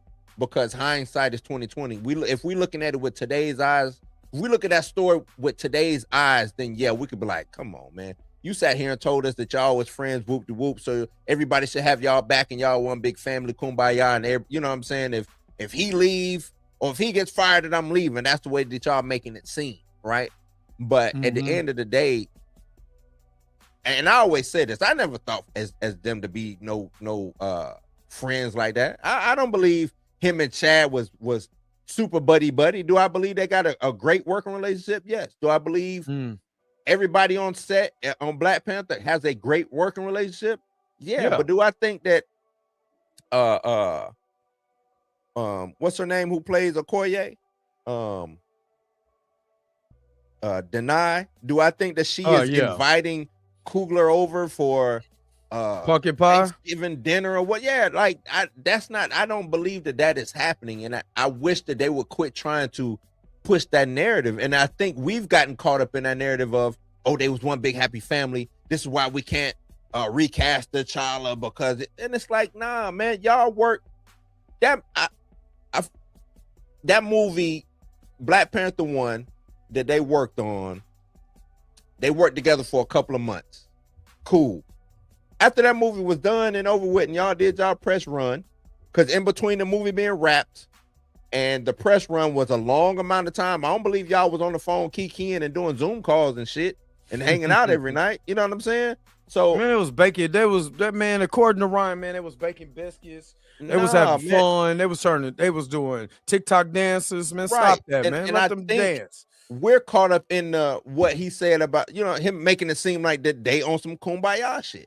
And y'all wasn't on no kumbaya shit because you, like you just said, Dre, you wouldn't be running around thinking that you was gonna get fired if you had this, if you was the quarterback of this team and you knew that the team ain't gonna go nowhere unless you do. You know what I'm saying? Like that's how I look at the whole situation. I don't want to kick his back in, but if somebody did, it would not be warranted, if you get what I'm saying. He said it's playing in Cougars voice, right? I'm not doing Cougars voice. Cougars right here, right now. I'm not going to do that right now. I'm trying to be very respectful because I think it was a part in there. It was like, yeah, you know what I'm saying? So anybody like on these YouTube spaces who want it, you know what I'm saying? They just come see me. You know what I'm saying? I'm in Oakland. You ain't going to come to Oakland. And he's right. I'm not coming to Oakland. So he's absolutely correct. Nah, I'll be in Oakland in a couple of weeks. Actually. I won't be in Oakland never. So I love Oakland, man. Salute to the Bay, man. Salute to the Bay. I'm be out there yanking, and I was like, man, I really feel that way. He was like, look at me, bro. I would never let that happen to you. I would not let that happen to you. You know what I mean? Like, and him saying that was like, that. You know, in the moment. And that's BS right there. Chad ain't had no power to be like, I ain't finna let that happen to you. Who was Chadwick Boseman at the? Yes, we know Chadwick Boseman. He done been in some movies. But for him to be like, oh, I ain't finna let that happen to you. Chad, what you finna do, Chad? If they walked in here right now and say, hey, cool, you got to go. And then Chad, hey, if he goes, I go. All right, then you can go too. You know what I'm saying? This was Ike Perlmutter days. What are we talking about? You are not lying. They would have told that whole cat. They didn't even want them to do that movie. Remember, what's her name that played Lupita Nyong'o came out and said we were all walking on eggshells because we knew Disney really did not want to make this movie. That is not something that we're making up. As the honest to God truth, we have the documentation that proved from Ike Perlmutter and the executives and the beneficiaries or whatever that said, why do we have to make an all-black movie? Why? Why? Mhm. I like women, so but why do we have to have all women movie? Didn't ever say anything about the blacks. So they already did not want to make that movie at all. So him walking on eggshells makes sense. Yeah. What I'm saying is Chad had no. Chad was not a Hollywood A-list star at that time. That's what I'm saying, Culture. Yes, they gave him the freedom to make the world if you remember what Chad said, Chad had to punch, scream, and kick to get things like that done. You know what I'm saying? So it wasn't like, oh, hey, I'm gonna pull him to the side. Hey, man, I ain't gonna let that happen. Dog, you can barely get the shit that you trying to get done. You know what I'm saying? Right. So no, I think right now, as much as we all love Chad, I hate it. You know what I'm saying? It's like they trying to put the 2 on the 10 when it comes to Chad and his legacy. Right. Let Chad rest, man. Yeah, Because leave the Chad thing out is, of this. If y'all wanted his legacy to be upheld so much, y'all would have recast it instead of tearing his legacy down. Facts. And the simple fact is that they keep asking Ryan about him. Like, stop asking that dude about Chadwick Boseman. Like, that's what's pissing me off, honestly. And to listen to him have to continue to talk about Chadwick is pissing me off. Because the stories it gets more elaborate, it gets more of this, and I'm like, then if he was that, then I know there's another Hollywood star that's just like that that's coming up that's not a star yet. Put him in that same position and let him flourish, just like you said. That's it. Keep him going. Keep him going. Yeah, it's more. It was like, well, that's cool, you know what I mean? But like man, we gotta go get to work. Yeah. We're looking, you know, he was always protecting me, always, you know, and yeah, like to know that that he, you know, one of the strongest people was being, you know, was having his strength taken from by this disease. You know what I'm saying? Like pause it again. Pause it. It damn. I mean, the man gonna stutter by the time you get his thought out. I mean, shit. That's why now y'all see why I do that voice. Now y'all see why I do that voice. How old is Coogler? Well, Ryan's what, 30? I want to say 38 now. I could be wrong. But you know what I'm saying? Let me okay, Ryan is 39 now. Oh, he's 39. Oh, okay. You know what I'm saying? Because, you know, just a lot of stuff, you know, I mean, just, you know what I'm saying, happened for me for a lot. You know what I'm saying? Like, yeah. Chad was 43 when he passed, right? Mm-hmm. We do the math. So they similar in age. I can see he's 39 now. Right. Chad died in 2000 in what? 2021? 2022. I mean 2020, I'm sorry, 2020. 2020. So that was 5 years ago. So he's 33. Would be or 30, 30. No, he's 39 now, so he would have been 34. 33 to 34 years in his early 30s. Yeah.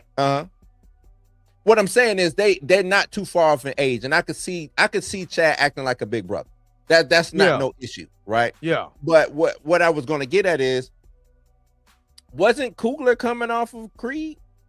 Yep. Coogler, I'm pretty sure Coogler had probably more cachet than Chadwick had. Chadwick's biggest movie was Get On Up, and it wasn't even universally received because it's not a big budget film that is getting that overseas money, because motherfuckers in India don't care about James Brown. They don't care about Jackie Robinson. I'm just saying, only we do. Right. Yeah. That's what I'm saying. Chad was in a lot of movies. I'll give him that. But Chad was not this superstar actor. And even when he became Black Panther, it was almost like what we did with Mr. Terrific. Mm-hmm. He was the awesome part of the movie. Right. But they didn't make him an A-list star, because if they would have made him an A-list star, he wouldn't have went back and asked for more money. So, but that's what I'm saying. He didn't have the pull like that. Chad was the equivalent of the guy of where you be like, oh shit, that's you know, he was that's the guy who played Jackie Robinson, or that's the guy who played James that's Brown. what Chad was during that time period. Yep. That's what he was. And no disrespect, I'm not saying that to downplay Chad's greatness or but whatever. That's what it was. That's what it was. It wasn't. You're not lying. It is not like we're just saying, oh, he just was a horrible actor and he couldn't act his way out of it. No, as far as cachet in Hollywood, he was. That's the reason why they remember this. That's one of the reasons why the MCU got Chris Hemsworth. They went and got Robert Downey Jr. where he was at his. Yeah, even though Robert Downey Jr. has made a lot of movies, Robert Downey Jr. wasn't nowhere close as scorching hot as he is now. Same cheap thing with they were cheap. They did the same thing with Chris Hemsworth. He was a relatively unknown from Australia. They did the same thing with playing Steve Rogers. Oh yeah, Chris Evans. Chris Evans. Chris Evans' biggest film was Fantastic Four, and they were widely regarded as they were okay. There wasn't like movie defining movies. So when they got them, they were cheap. So they end up getting these cheap actors on the cheap. Same thing. Chadwick was I remember when Chadwick got cast as Black Panther. Why? Because when it was doing 42, you know, we got the Negro League Museum here in Kansas City. He was in here at the Negro League Museum pushing for 42. Like, you know what I'm saying? Doing the press runs, all of that. They then announced he got cast as Black Panther, and it was like, oh, another black actor on the rise. They did the same thing with Jonathan Majors. Jonathan Majors was not, I mean, he was in Creed, but Creed 3 was literally right before Ant-Man and the Wasp of the Quantumanium, because he was so popular on HBO's Lovecraft Country. That's when they pulled him. They didn't pull him when he was like the biggest Hollywood star on the planet. They pulled him when he was up and coming. And a lot of these studios will do that. They will always pull a guy they feel like is up and coming. And what? Cheap. You know what I'm saying? To sign him to a 5, 6, 10 movie deal. You know what I'm saying? So they can get them on the cheap before they get hot. And if they not hot, they can cut their losses and they can be able to save money. This is literally business 101. So you're right. They can't make it seem like this dude was the greatest actor black cinema has ever seen, and he just so happened to be Black Panther. No. And that's what it seemed like they're doing right now. That's why just listen to him talk about Chad, and like you said, it's getting to the point to where it's like, come on, bro. Like again. Like you got a new Chad story every time, you know what I'm saying? Chad, you know, he would grab me by the shoulder and take me over to the corner, and we would pray together, and you know, then we get back on set and everything would be cool because Chad was just that type of, like, come on, man. Like how many, you know what I'm saying? Like y'all wouldn't just I just don't believe y'all to be hanging out. Do you know on the set how much things is going on the set? And with him being a director, y'all not hanging out, telling his trailer, you still on set. Yeah, Chad, you know what I'm saying? Like, I was just coming in here, man, see if you want to blow bubbles, and you know what I'm saying? I got a yo-yo, you know what I'm saying? And I know they told me, you know what I'm saying? Like for real, like, you know what I'm saying? Like for real, I heard that like Chad, like yo-yos, right? So he would do like, you know what I'm saying? Like walk the dog, and you know, you do these tricks. So that's when I went and bought me a yo-yo. I brought it in and we started. Like, man, just yo-yoing together, you know what I'm saying? Like, who don't like yo-yos? You know what I'm saying? Like, everybody like Elders Hodge like watches. I like yo-yos. I like, you know what I'm saying? I'm gonna stop before it gonna be Bo DeMayo and Ryan Kluger in a tag team match with me and Blue. And then Ryan gonna hit me with his mustache. It's gonna be the secret weapon. He gonna take his mustache off, put it on his fingers, put it on his hand like a brass knuckle, and pow! You know what I'm saying? And then Chillmonger gotta come in here it do look like it's a detachable mustache that he be using. Oh man, that's crazy. All right, let me see if he got any more to do. Hold on. It's more than this. Let's keep going real quick. Image me, bro. Probably a rapper, right? To be honest with you. Yeah. But I love that script, bro. Like I put so much into that. into that version of the movie.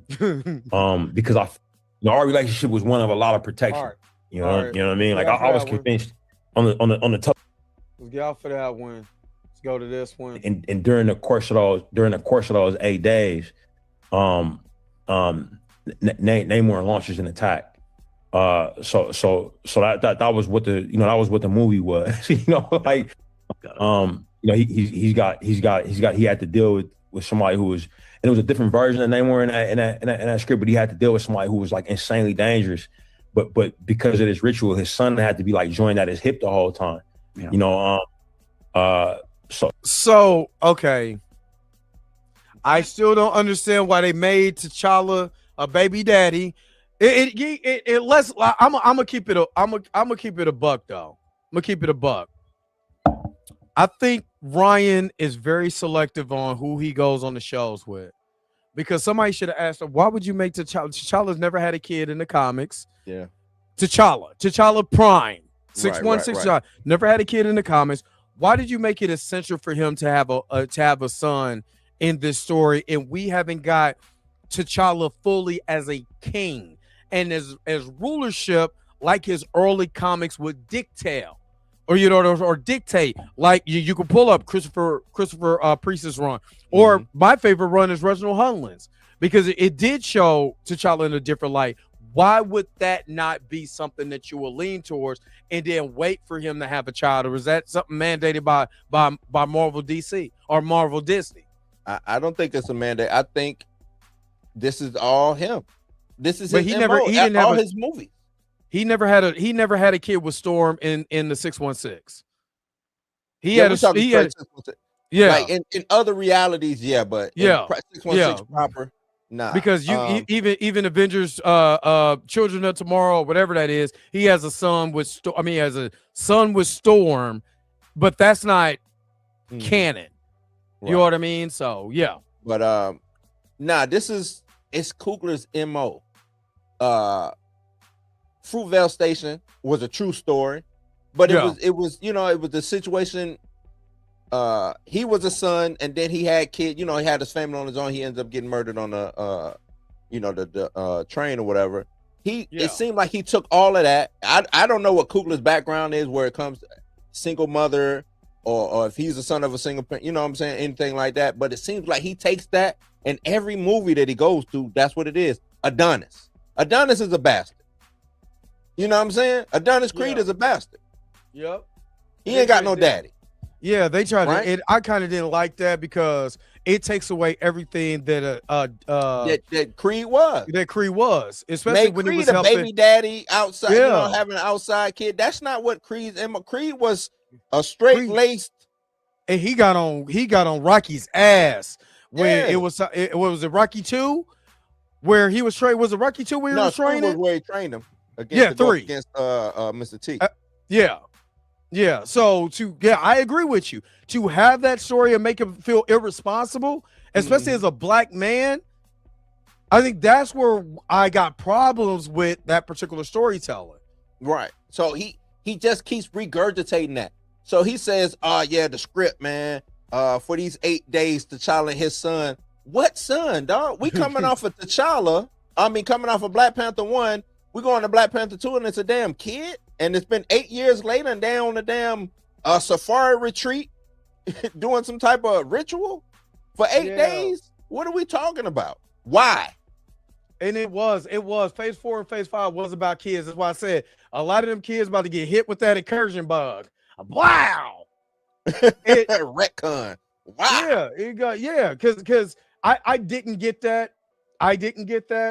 And to me, I always felt like when you take, again, you don't even have the world of Wakanda actually built. So when it reminds me of Michael B. Jordan when the white lady was like, Wakanda forever, and he was like, you ain't from Wakanda. That's literally to me, this is literally what they did in these in these Black Panther, in that Black Panther movie. You made something where that's not Wakanda.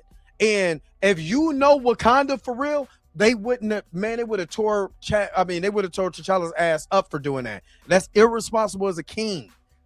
Oh yeah. This is I mean, it was irresponsible for what him to it- open you up know, the borders of Wakanda, but that's even more irresponsible. But you know, the storyline, the Future's End, I think, ain't that what it's called, with the white son, T'Challa's white kid or whatever. oh yeah, You know what I'm saying? That's what T'Challa was getting shit for that. You know what I'm saying? Yeah. And my white kid. but you're right. Like, Wakanda ain't just letting some Toussaint wouldn't just be able to walk in there and try to claim that he's Wakandan, right? Killmonger couldn't even do that. Killmonger damn near got dragged out of there by his feet. He had to show the tattoo was saying, no, I'm originally from here, right? You know what I'm saying? Like, I'm originally from here. I just got lost in the sauce outside of here, but I'm actually Wakandan. I got the tattoo. Toussaint ain't got no damn tattoo. Ain't nothing about Toussaint Wakanda. Especially growing up in Haiti. When the Queen Mother walked in, she looked dead at that child, pushed him out the way, and said, "Where's Nakia at?" Like, what Right. grandmother come in into the house? And then you try to make it like it's a surprise. The kid ran right past you. Like she don't even know that. Come get out of here, man. That storyline was so trash. Even him trying to do this, Namor shows up. Why does Namor show up? You know what I mean? Like, for what?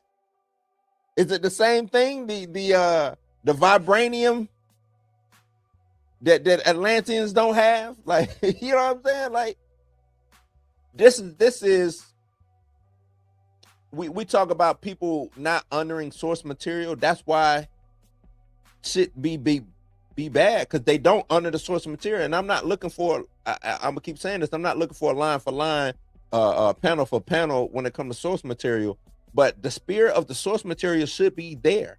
Exactly. Namor was not Namor McKenzie, right? That, I don't know what that Namor, that was, who was that? Namor, right? That's Namor. That's not Namor. I always thought Namor was Asian, but no, he's a white. Namor is Irish. He's actually Irish? Yes, Namor is Irish. Actually, the dude, if I remember correctly, because I'm about to look this. I'm about to look this up. But is Namor is Namor Irish?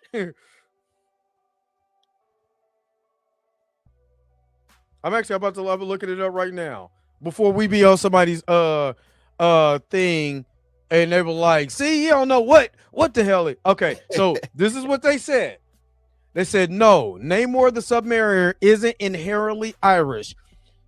He's the mutant prince of the underwater kingdom of Atlantis, a hybrid of Atlantean and human, specifically a human father named Leonard Mackenzie and an Atlantean mother, Finn. But his creator, Bill Everett, was American, and Namor's deep-sea origin ties him more to the myth than specific terrestrial nationalities, though his human lineage touches on earthly cultures. So they don't want to tell you that he's Irish, but he's Irish. So he said, so why is he was an Irish? Is it part of his core mythology? He's just the prince of the sea. That's right. They're not going to say that he's Irish. I don't mean it like that. I'm saying his lineage, like his daddy was an Irish sailor. You know what I mean? That's what I'm saying. Mackenzie is his last name. You know what I mean? He's a mix. Namor McKenzie. So he's kin to me. I'm DeAndre McDonald. He's Namor McKenzie. We cousins. Just saying, you know. But yeah, he's Marvel's Aquaman, even though he predates Aquaman. Yeah. Aquaman is DC's Namor. Exactly. But he did look Asian in the. It did look Asian in the. The way they drew him, big head with the eyes, the eyes. Yeah, you know, that was in the they terrible wanted to haircut. make him so different. You know what I'm saying? Because of Atlantean.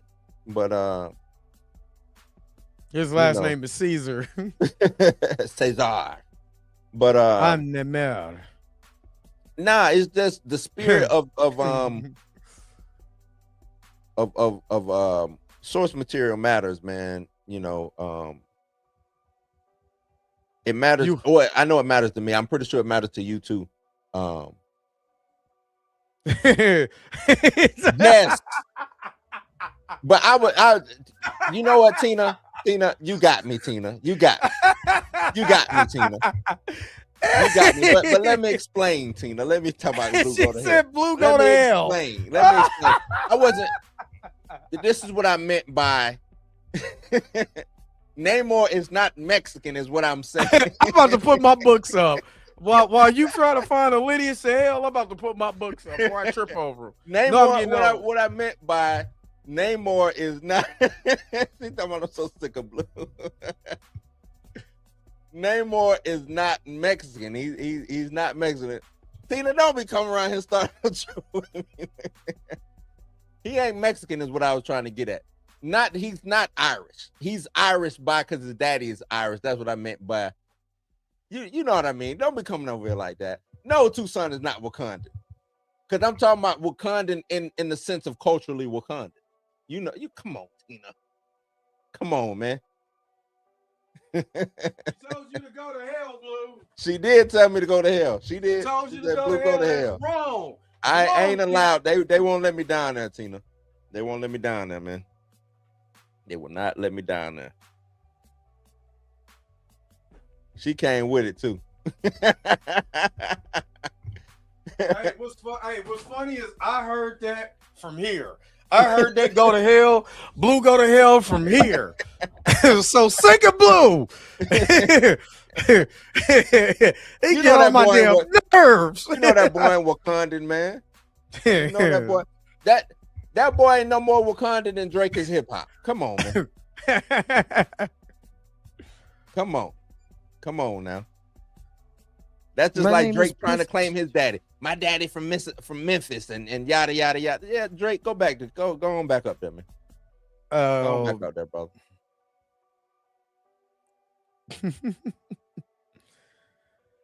He said, got him. She did hit you though. That's that Jake Paul shot, just right in the chin. Like did he even see just Jacob?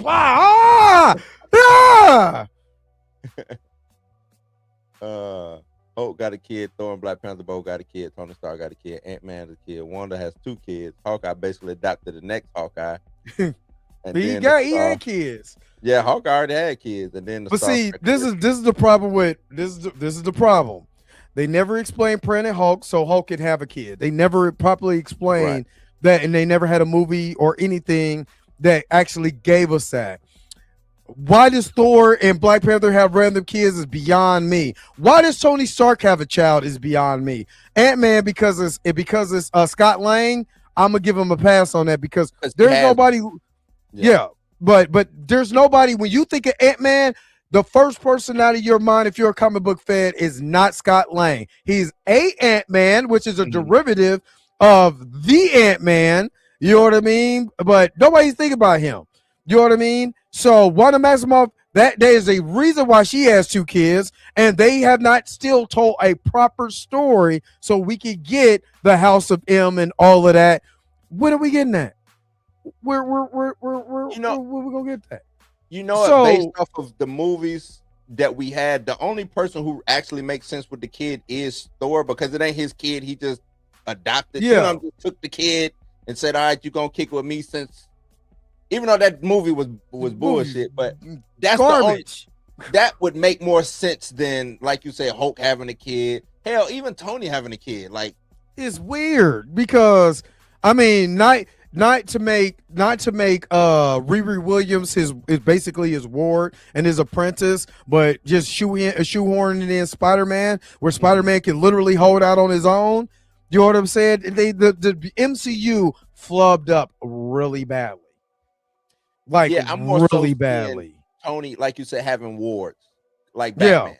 Batman don't. Batman, Batman. They gave Batman a kid, and Batman was like, "What the fuck? Why?" In the comic, he was, "What? Why?" You know when Damian finally came around, he's like, "I did what? Yeah. That ain't my baby." He's the most badass kid, the most badass kid in comic history. Damian's my dude. Yeah, mine too. But I'm just saying, like, people like that don't need kids. They need wards. You know what I'm saying? America, and you know what? America. This is what really hurts me, pains me about the multiverse. We got America Chavez sitting right there who can go. And ain't nobody went through the multiverse. You know, Yeah, I'm gonna take Ryan's place to place. I'm gonna take Ryan's face off of here. Yeah, we done with. I'll do that at a later time. What he's talking about to give you my thoughts. But yeah, we're gonna take him off. Oh, the my screen bad. right If you now. want to give your thoughts. No. But yeah, no, go ahead. Chavez, she got sidelined. The whole phase, what is it? 4 and 5 is the multiverse saga, and we got a character who can basically punch holes into time and space and travel within. But we got to deal with what's going on there with Loki and all of that. Like Loki made it so convoluted. He hit her in Carmitage. Yeah. Why? Like, Why? When you can tell the rest of the Avengers, we had somebody who can punch through time and space. Why? And to answer your question, Sean, Black Panther Prime 616 was married to Storm, and it was Reginald Hunland wanted that to happen, and then people hated on that.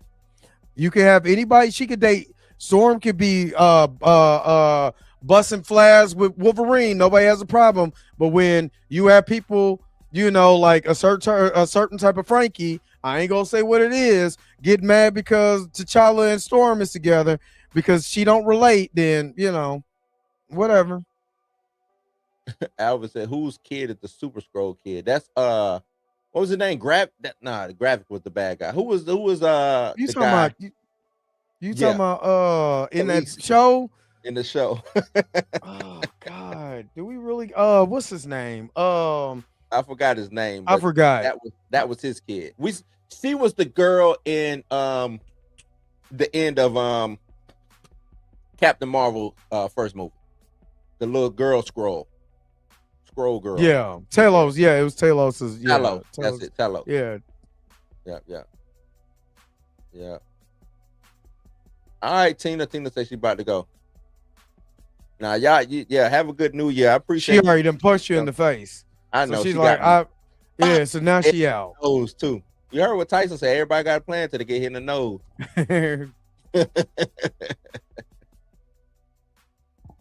Oh man, but the MCU. I just think they just believed that they just got too big, and they couldn't fail. You know what I'm saying? That's how I look at it. Seemed like they just got too big, or acted like they got too big and couldn't fail. Because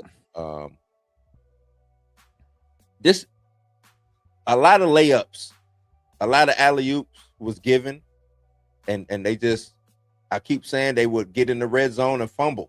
You know what I'm saying? Throw interceptions in the red zone. It's like how y'all can bring a lot of these things home. And I'm not looking for 100%, you know what I'm saying, batting average. I'm not looking for 1,000 batting average, but some of this stuff Secret Invasion should have been 4 and 5. I thought you was about to just bringing up Secret Invasion makes me want to throw myself out the window. Oh, just say something else. Don't say Secret Invasion. Say I'm just saying. Secret that Lovers been, or something. Just don't say that. The Invaders. Yeah, the Invaders. The Invaders. That should have been 4 and 5. That would have gave them time to regroup and come up with the next big go around. Also, going back, and I'm gonna have a little revisionist history. The Age of Ultron should have been a phase of its own. Yeah, it should have, instead of the Day of Ultron, it should have been the phase of Ultron. Yeah, that should have been a phase. Like, it's a lot of things that they could have milked, and made at least, if not a whole phase, 2-3 movies, maybe. You know what I'm saying? Stretched across Thor, Spider. Well, it wouldn't have been Spider-Man at that time. Would have been the Imposters. Would have been Thor, Iron Man, and Captain America. They could have stretched Ultron out through 3 movies. You know what I'm saying? To do some type of age situation. And the Age of Ultron dealt with time travel. They didn't want to do with that. Let's get movie. Movie. That's what we want. Movie. So I don't know, man. And then, so what do you think they're gonna do now? Now we in the end game, buddy. We're in the end game. What are we doing? Honestly, man, and I'm gonna sound so pessimistic. Because you are. But I don't know which way that they can really pivot to have something viable. I don't think they're gonna. I don't think X-Men is gonna be good. Dude, people gonna show up for the X-Men. No. I said In good. this next, we talking about this next movie. I'm talking about good. You missed what I'm saying, Dre. Oh, okay, my bad. I'm talking about good. People showed up for what it was, Apocalypse and Dark Phoenix.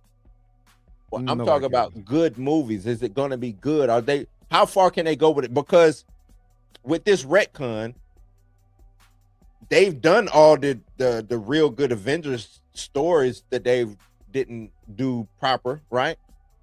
As far as the last couple of maybe the last 20, 25 years of Avengers. Those storylines have been done. So what are they going to do on the retcon? You see what I'm saying? Mean, they got other stories. You got War of the Realms that you could do. You got Annihilus Wave that you could do. There's individual stories you could do. Is that going to be a one and done with Annihilus? War of the Rams, is that going to be a phase? War of the Rams was not good. War of the Rams it was some good stuff and it was some bad. It was a lot of bad. If they come out, it was a little bad in there because it was a lot of bad. Malekith, but Malik, yeah. But they at least made them sensible. They didn't make them like they did in the movies. They made them actually sensible. But I mean, and then X-Men storylines. There's plenty of X-Men storylines. Any of them are they going to be good? I mean, I ain't gonna lie. If they ever did Onslaught, that would be, and they did it right, that would be one of the greatest X-Men phases of all time because that affects everybody in the MCU if they did Onslaught. That would be a Franklin Richards story more so than a X-Men story. But you have to. It's still you. You dealing with Professor Xavier's mind. Well, Magneto and Magneto's mind, the merging of the minds, the mergers of the minds. Right, but remember, Franklin Richards is the one who made Heroes Reborn, and he defeated after that. Yeah. So that's what I'm saying. But that whole phase was everybody. Nasty. Yeah, the phase was crazy. I remember the Inhumans. Boy, whatchamacallit would throw himself out the window if he seen Rob. The Inhuman. Yeah, Rob from Comics Explained loses his mind. I remember when Onslaught showed up. It was the panel. It was the last page of an X-Men book. I can't remember what exactly issue, but it was Juggernaut got hit and he had slid from like Manhattan down the road, and they walked up to him, and the only thing he said was Onslaught. You know what I'm saying? Yeah. And that's how it ended. But nah, I guess it's a couple things they could do, but I just don't. Y'all got more faith in the Russos than I do. Russos haven't. I mean, as far as no, they haven't. You're right. Russos hasn't lost. You're right. So you're right, but I just don't have the. And I'm more so maybe because I don't have the faith in the Marvel more so than Russo. You know what I'm saying? Who you got faith more in? Josh Allen making that pass at the end of the game, or the Russos? Josh Allen should have made that pass. He should have made that pass. He should. I'm not like I told you yesterday. I'm not mad at losing like that. I'm not mad at losing like that because they went for the 2. He should have made that pass. They should have won the game, but we should have never even been in that spot to begin with. And that's why we fired the kicker today. Not y'all fired. Y'all did not fire the kicker. Yes, we did. Get him right on the body. The kicker. Damn. Right on up because that's 2 years in a row. He'd have kicked y'all out of something. No, that's not Y'all should have fired the offensive. Y'all should have fired the whatchamacallit too. The offensive coordinator. Yeah, where is the Shi'ar Empire? Yeah, where's Professor X trying to get him some new legs so he can hump something? New legs so he can walk around. Yeah. But if they come in and do some stuff with the X-Men, maybe it'll work, man. If they got Tomato, they can't. I don't want to see. I know a lot of people are like, oh, give us the original X-Men. I don't want to see the original X-Men.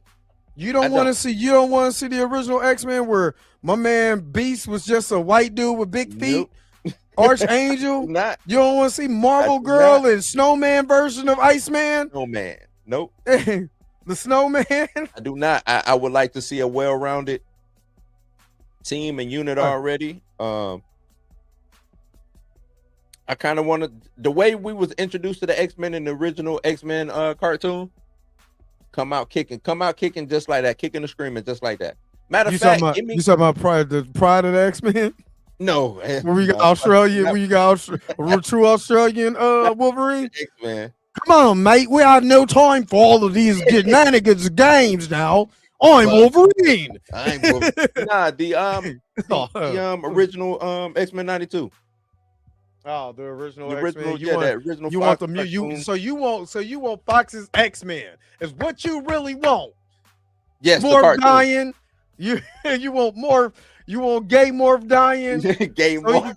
So you can come back. Give me.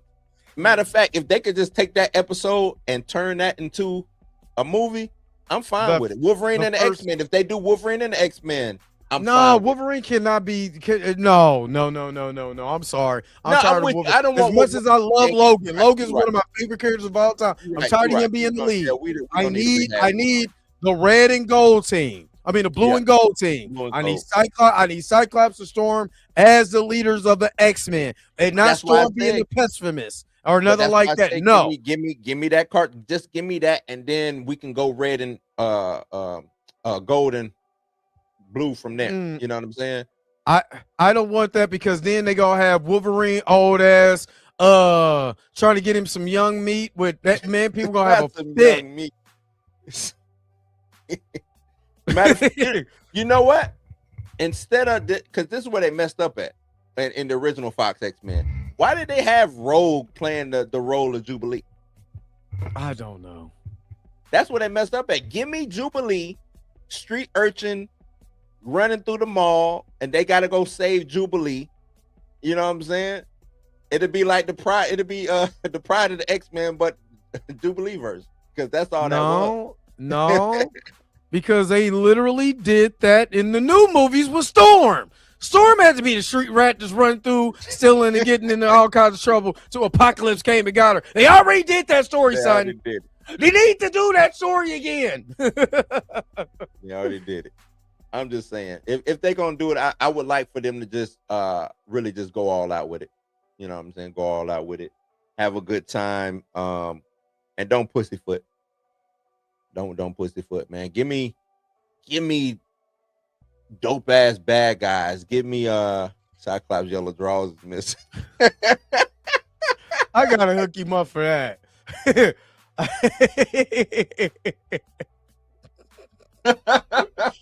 I gotta hook him up with that. Hold and on. a watch beat. Super chat body roll. I gotta give that's him that crazy. one. That's funny. But nah, man. I'm just scared of what they're gonna do with the X-Men. That's it. I'm really scared of what they're gonna do with the X-Men because Fantastic Four is fair. I don't even know what they're gonna do with Fantastic Four. I don't think it got off the ground the way that they thought it was gonna get off the ground. You know what I'm saying? So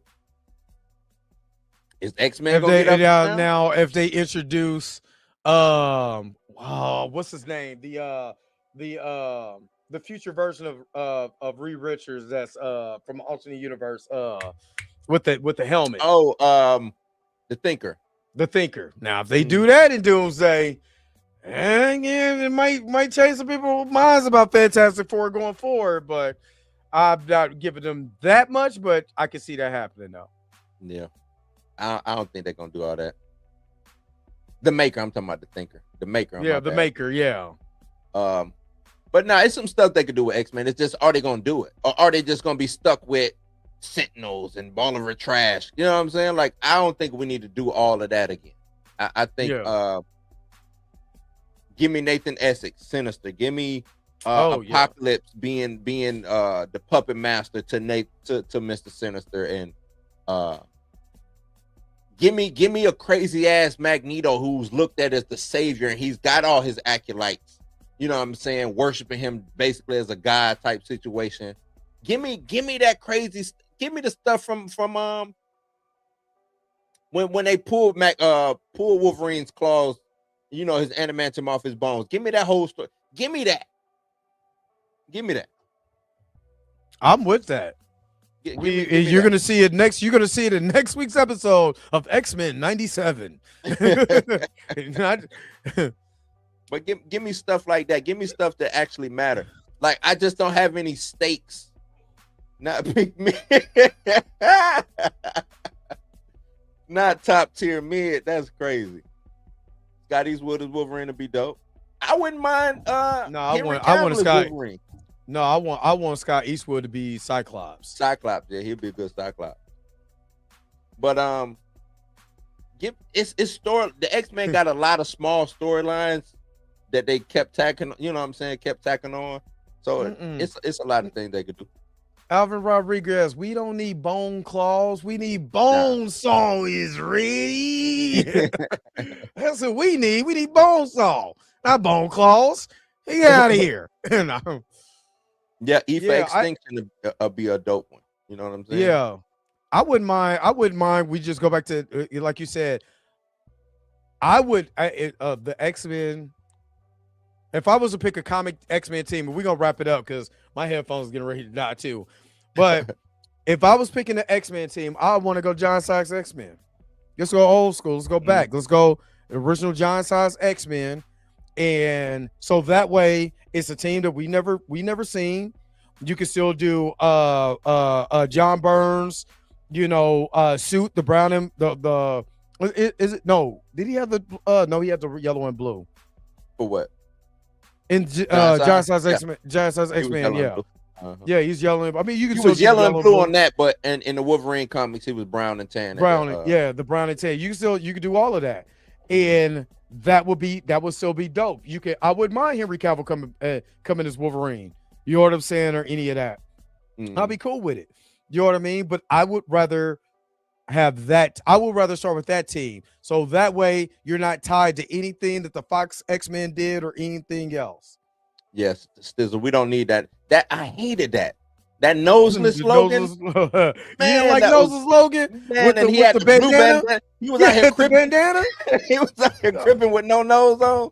I was good on that, man. I was good on that. Nope. Yeah, but I'm more interested. I want Giant Size X-Men, and I think that'll be a dope team to start with. You know what I'm saying? That'll be a dope team to start with. You could be able to introduce a lot. You still got a core member characters. You can still introduce that, and then you can go into those. You can literally take some of those 70s storylines and just update them for today's time, and you might have a hit on your hands. Yeah, that's just me personally. But now I'm with that. What would you want? I'm with that. Now, I think this is what the MCU needs to do. Get rid of or retire the Avengers after this retcon or whatever. Retire the Avengers. X-Men is now your who new we gonna beat up person. on? Who was all the grifters and everybody gonna beat up on without no Avengers? Without no Avengers, no, because the MCU. The bad thing about the MCU is, or what they probably forgot is, they just need one property to concentrate on. Once they got away from just being Avengers property, it went haywire. You know what I'm saying? So going forward, F the Fantastic Four, F the Avengers, concentrate on X-Men related stuff, and you'll be all right. I'm with it. You'll be all right. So don't give me Avengers, don't give me X-Men, and don't give me Fantastic Four all trying to maneuver and do shit. Too much. I get it. But let me ask you. Last question. Yep. What did you think about? What do you think about the teaser trailer? And what do you see going forward after that? This is the last question. Teaser trailer, it was fine. It didn't do nothing for me. It was fine. I like seeing Cyclops. You know what I'm saying, in the suit. My younger brother was a big Cyclops fan growing up, so he probably liked that. But it didn't really do too much for me. You know what I'm saying? It okay. Scott shoots lasers out his eyes. You know what I'm saying? Okay, cool. On to the next, I guess. But and what was your other question? What do you think they're gonna do going forward? What do you think the plan now to promote this movie going forward? I don't know. Maybe Super Bowl. Marketed during the Super Bowl, but I'm thinking more so Spider-Man will probably be marketed at the Super Bowl. I really don't know how they market this movie, man. But the thing is, if Spider-Man doesn't have nothing to do with Doomsday, I really think that they're going to be in trouble. I really think they're going to be in trouble because who cares and what the F? You know what I'm saying when it comes to Doomsday. And I know they're trying to nostalgia bait us to death with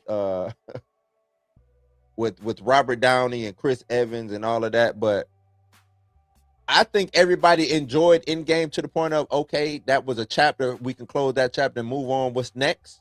Not let's go back and open that door again. You know what I'm saying? And it seems like trying to open that door, I think it just might backfire. So that's how I look at it. All right. Blue, what you got coming up here soon? Blues news tomorrow. Probably be talking about Bo DeMaio and what he said when it comes to X-Men 97. We didn't really get into it. Bo gonna get you. Nah, I ain't gonna have nothing but dope stuff to say about Bo, man. Okay. And what else? What else did I think do I have it already ready to go? I think I already got it teased out.